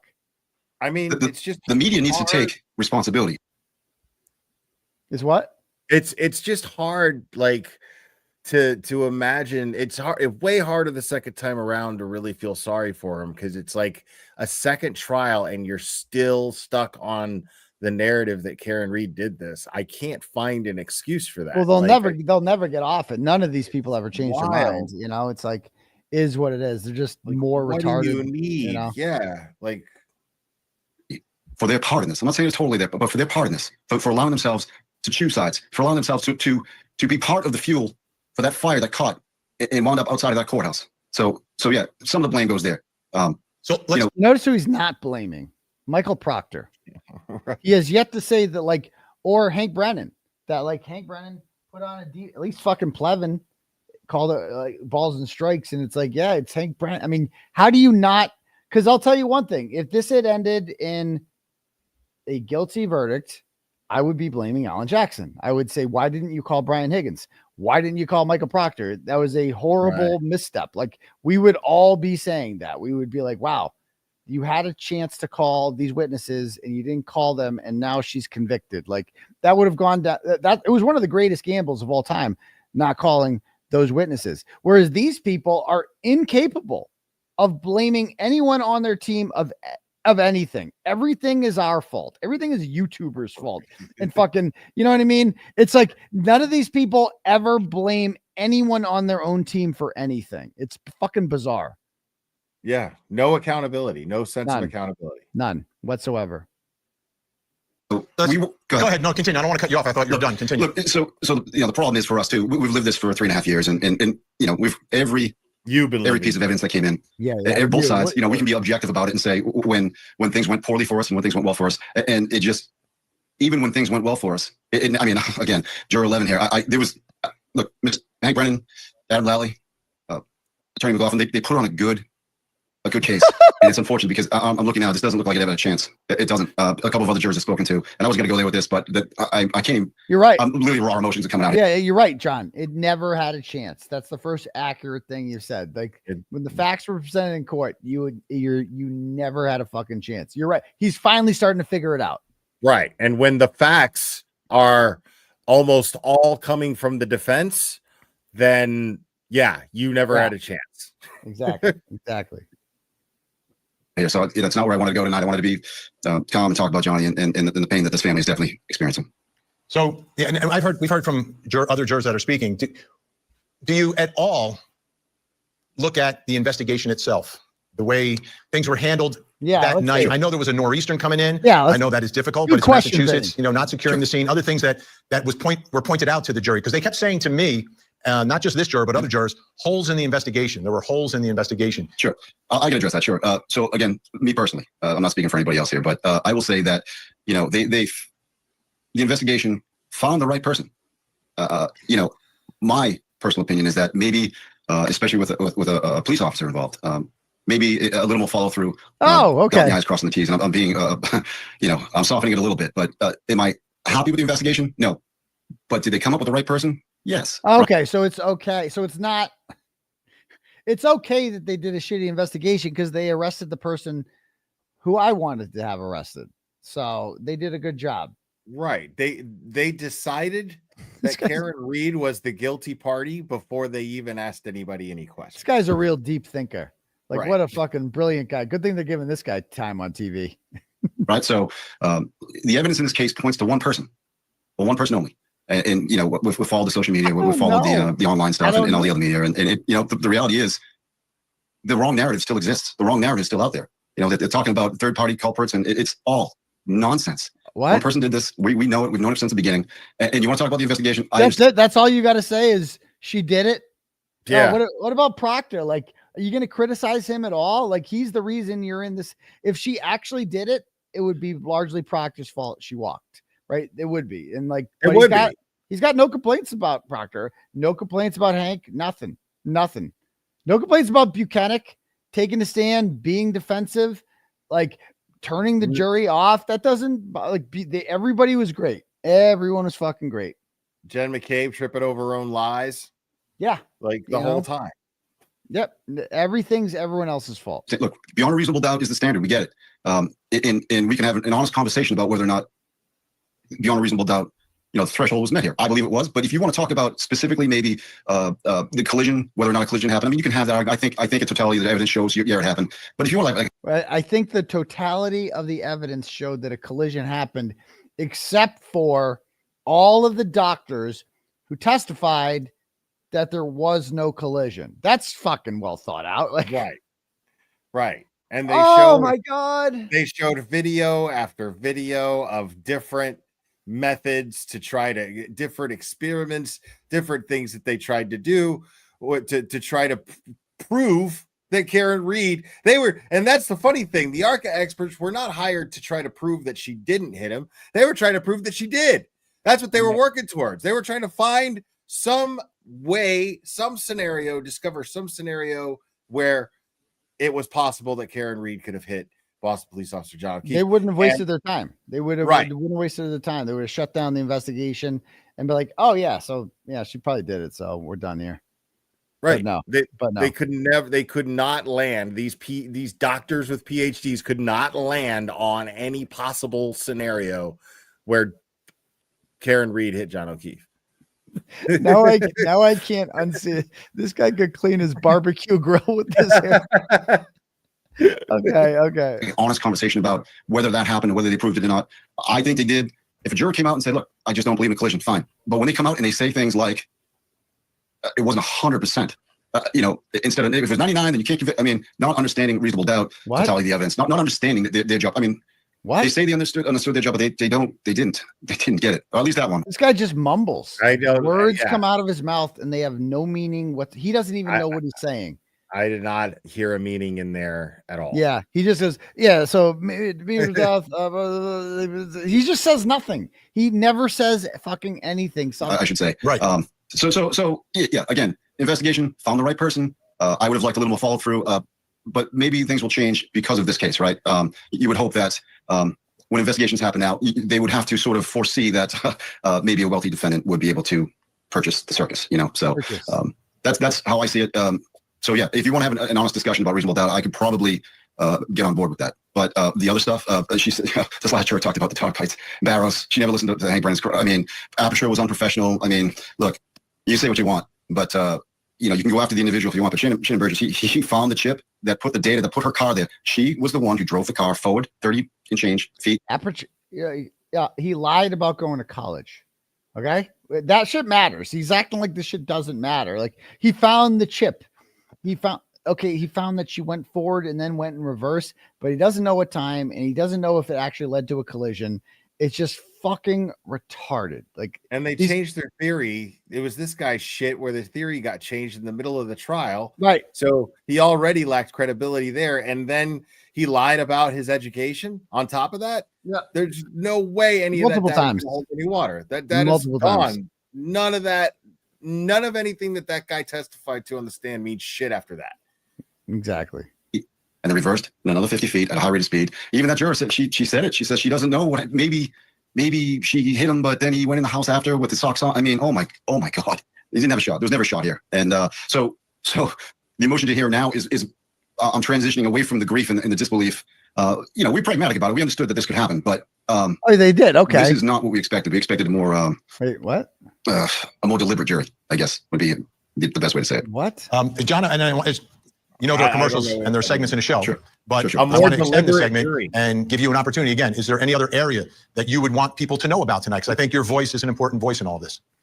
Sure. If you want me to stick around, or you want me to just No, we're pushing the commercial. We're pushing, so we're getting a little extra time here. I'm sorry for the confusion. Thing, So yeah, no. Look, let's just talk about the family for a moment, okay? This guy let's is talk about Johnny's family. Court TV's worst guest ever. He really is. He's the worst guest ever. I've seen a lot of Court TV. I'd say he's par for the course, actually. Right. Recently, they've been through a tremendous, and you hear it. You hear people say justice for John O'Keefe. The reality is, we knew, guilty or not, that Johnny's never come home. Right? He's just not coming home. The pain, the damage was already done. He's never coming back, and that pain's going to change. The O'Keefes, obviously, most know the story now. I mean, really? A dead guy's not coming back? More insightful fucking commentary for this guy. I was thinking the same thing. John's gone. He's not coming back. Okay.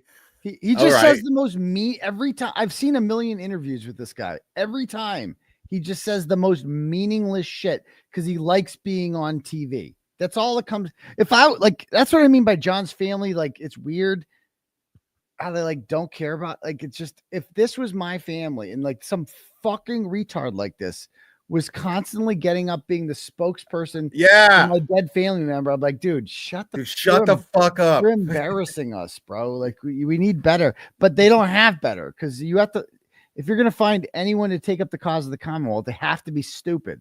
This is what you're going to get, That's what we get. That's how you got the 𝗏𝗏𝗃s and the Terras. Yes, the 𝗏𝗏𝗃s. About his, Johnny's older sister passing, and his brother-in-law, and how he took in the kids, and that is heroic stuff. That's not run-of-the-mill stuff. That's stuff that when the moment arises, and you feel like, I'd be that guy. I would be that guy. I don't know. You hope you would. He was. He was that guy, and he was that guy for everybody. That wasn't just his niece and nephew, who he loved, and cherished more than anything. What? That was this is meaningless. Who he was to all of us. This is meaningless. He was to people he didn't know. He was a helper. He was a giver. He was charitable. He was an amazing man. He was a helper. He was a giver. He was charitable. He was an amazing man. These are the most cliche, meaningless things ever. It's like he's reading the eulogy of somebody that nobody gave a fuck about. Yeah, exactly. This is what are you doing, dude? He was a giver. Right, a charitable guy. He's just a great guy. Salted. Such a nice guy. Every fucking it's like you don't know him. It's like he does. I have not learned a fucking thing about who John O'Keefe was from the people who. And I him. want to, man. Not I want to get to know John better, man. Give me somebody who actually gave a fuck about John O'Keefe, please. Can you give me an anecdote from his life? About something really kind, something I don't know. Tell me something about him. Tell me about his personality. About like a funny prank he pulled on someone one time, or an inside joke you had. Anything, man. Right. Tell me something about him. It's like these people have nothing to say. It's like they barely knew him. That's what every time I feel like. It's like, did he have any friends that knew him besides Karen Reed? That's it. And the O'Keefes need to be left alone to grieve now. Okay. Right? We're going to put a period at the end of this chapter. Okay, yeah. We're going to move on. The O'Keefes need to grieve. So anybody who's online still talking, peg this, peg that. First of all, it's Mrs. O'Keefe to us. Oh my God. Okay. Stop talking about them. Stop looking. People. First of all, it's Mrs. O'Keefe to us. Bro, she's not my fucking third grade teacher. She's She's fucking Peggy, and she's the perfect Peggy. You just look at her and that's a Peggy right there. And her voice sounded exactly as I imagined it will. And I will show her zero respect because she showed me zero respect. She brought some fucking whore with her to court who put me in jail, and she thought that shit was clever and funny, so she can get fucked. I'm going to continue to talk shit about her. I'm going to continue to run my mouth about her because she's fucking trash. I don't give a fuck about her and her fucking fake tears and manipulative bullshit. Fuck her. Fuck her. Fuck Peggy. She's not Mrs. O'Keefe. You're a grown-ass man. Why the fuck you calling another woman Mrs. O'Keefe? Like, what the fuck, dude? She's not your third grade teacher. Best of their lives in the last 30 plus days or even 3 years or so in this. And they're zeroing in on people on the family side of that bench. And they would constantly go on social media, point things out and say terrible things. This is a grieving family. It's unacceptable. And we know in the first trial, walking in that door, everybody screamed and yelled, "Cop killers, cop killers." It was unbelievable. And then they learned, it's bad PR, so we're going to stop that now. And they did, but they didn't stop online. And I won't say the names, but the niece and nephew that Johnny took in, they're incredible kids. They're on social media. You can't stop that. And they see it.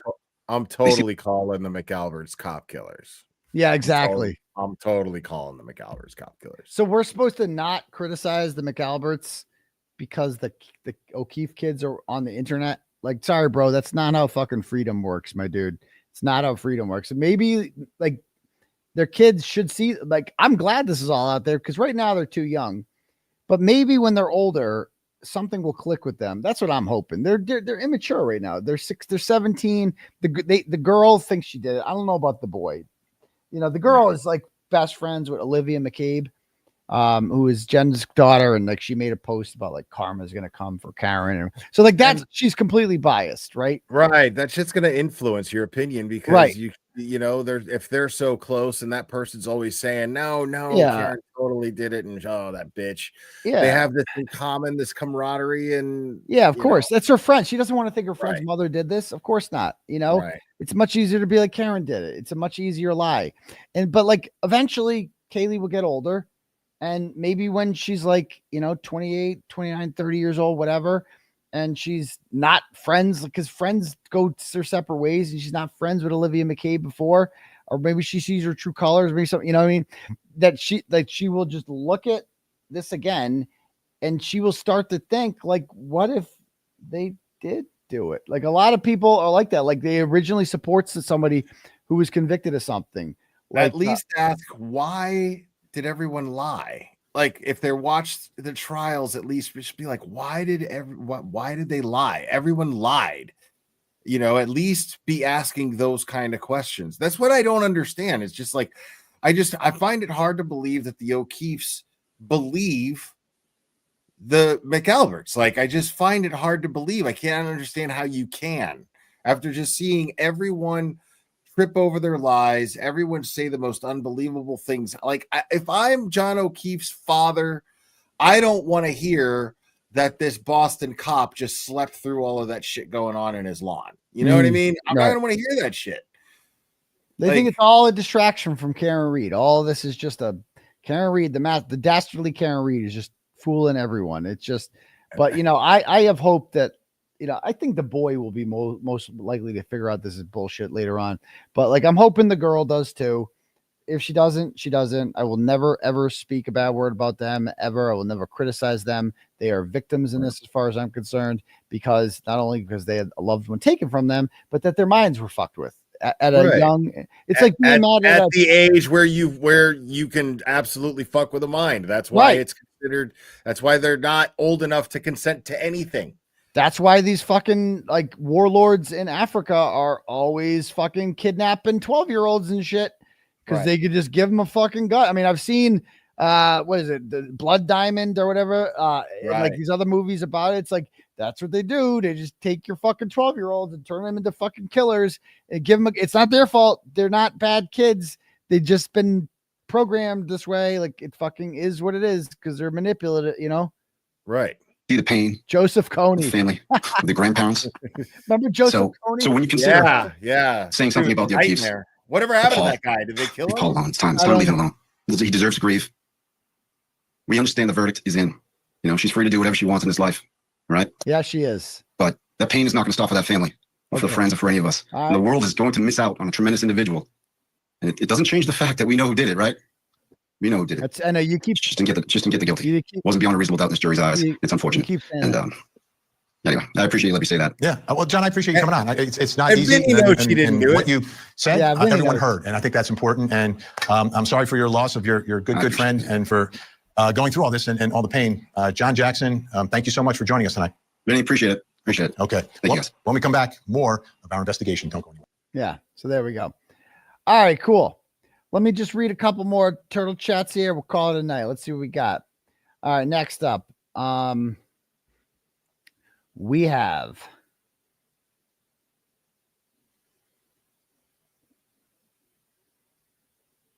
where did it go? Okay. The last one I read was Marie G.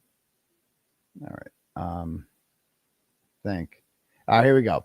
DePetro's fake hair sends $10, goes, listen, Turtle, great interview on Jason Whitlock. Who was his co-host? He seems to know Karen's case well. I hate to say it, but I forgot that guy's name. But you're right. He did know it real well. He knew it real well. It was great to go on.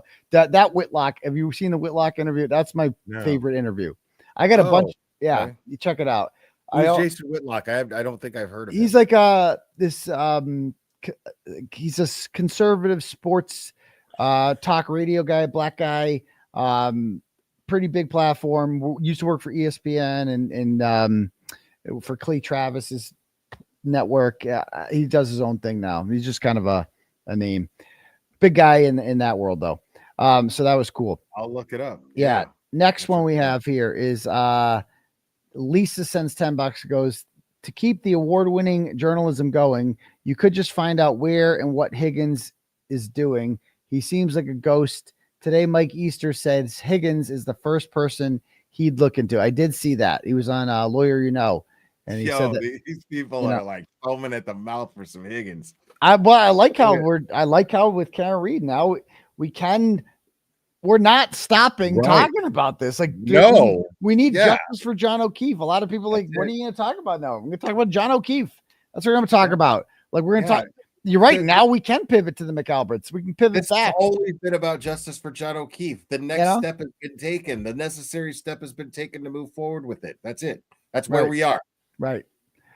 Next up, Dawn in Wyoming sends $10, goes, thanks for all you do. I am a big fan. Aidan, well, I appreciate that. You're my first Wyoming turtle rider. I love it. Sharon sends $5, goes, Turtle Boy and Karen Reed should do Crime Con this year and just steal the show there. Maybe with some or all of the Reed team. Free Karen Reed. Great work, sir. It's funny that you should mention that. So we'll see. We'll see. Just hold on to that thought. All right, next up, Terry sends $25 and goes, so proud of you and Will for everything you have accomplished. You deserve every accolade. Love, Piney Woods. Well, thank you very much. Oh, Piney Woods Law and Crime. Yeah, she's an out of retirement attorney. Oh, nice. She retired, and yeah, she's been following my channel for a long time, and she calls in a lot too when I do the call-ins. But she went back into, because of this case, she went back into law. She got bored and was like, yeah, I'm going to practice again. Nice. I'll take it. Gray Space sends $5 and goes, not only did you brainwash all of us, you also brainwashed 85% of people who are watching the trial on Court TV. Incredible. I know. I was so good at it on this. Amazing. On these streams where I didn't even talk. I somehow managed to brainwash these people with Dr. 𝗵𝗂𝗧. I got her to say those things. So apparently it was all my fault, right? Neeks sends $5 and goes, Turtle Boy is a real life gangster. Did Karen Reed ever say if she saw the Jeep, Ben Foster is the only choice to play you? I don't think Karen Reed ever said, well, she never testified, so we don't know what she says. But I don't think she remember. She has said there was no Jeep parked there when she was there. I know that as a fact. I could see Ben Foster. I don't know who that is. Let me see. I still say Jeremy Renner, but Ben Foster, I could see it. What I'm looking, his face looks familiar. Where have I seen him before? I don't remember. Like, I could see him pulling off your personality, is what I'm saying. What's he in? He doesn't. I couldn't. By looking at his face, I couldn't tell you a single movie. He was in Alpha Dog. He was in 310 to Yuma. And then a bunch of, he's like one of those actors that like you forget he was in something too, okay, you know what I mean? But he's actually a really gifted actor. Like those movies that I just named, like he really stood out in. He like great performances, really. Interesting. Okay, cool. Let's see. Next up, some cash apps here to bang out. We got Todd sends $5 and goes, gay equivalent to an Uncle Tom is an Aunt Tom. Okay. All right. I guess that's the equivalent. So there's that. Let's see. Megan sends $10 and goes, love seeing you and Will together. Okay. Thank you very much for that, Megan. All right, cool. All right, bro. Well, I guess that's it. Yeah, thanks for having me. I had a blast. Always. So we'll do this again sometime. Absolutely, man. Thanks for having me. Thanks, guys. Great to All see right, you guys. Peace to you, bum grease, everyone. Outie. It calls for data including calendars, alerts, reminders, notes, text messages, pictures, or videos from April 1st, 2023 through and including October 5th, 2023. 7 months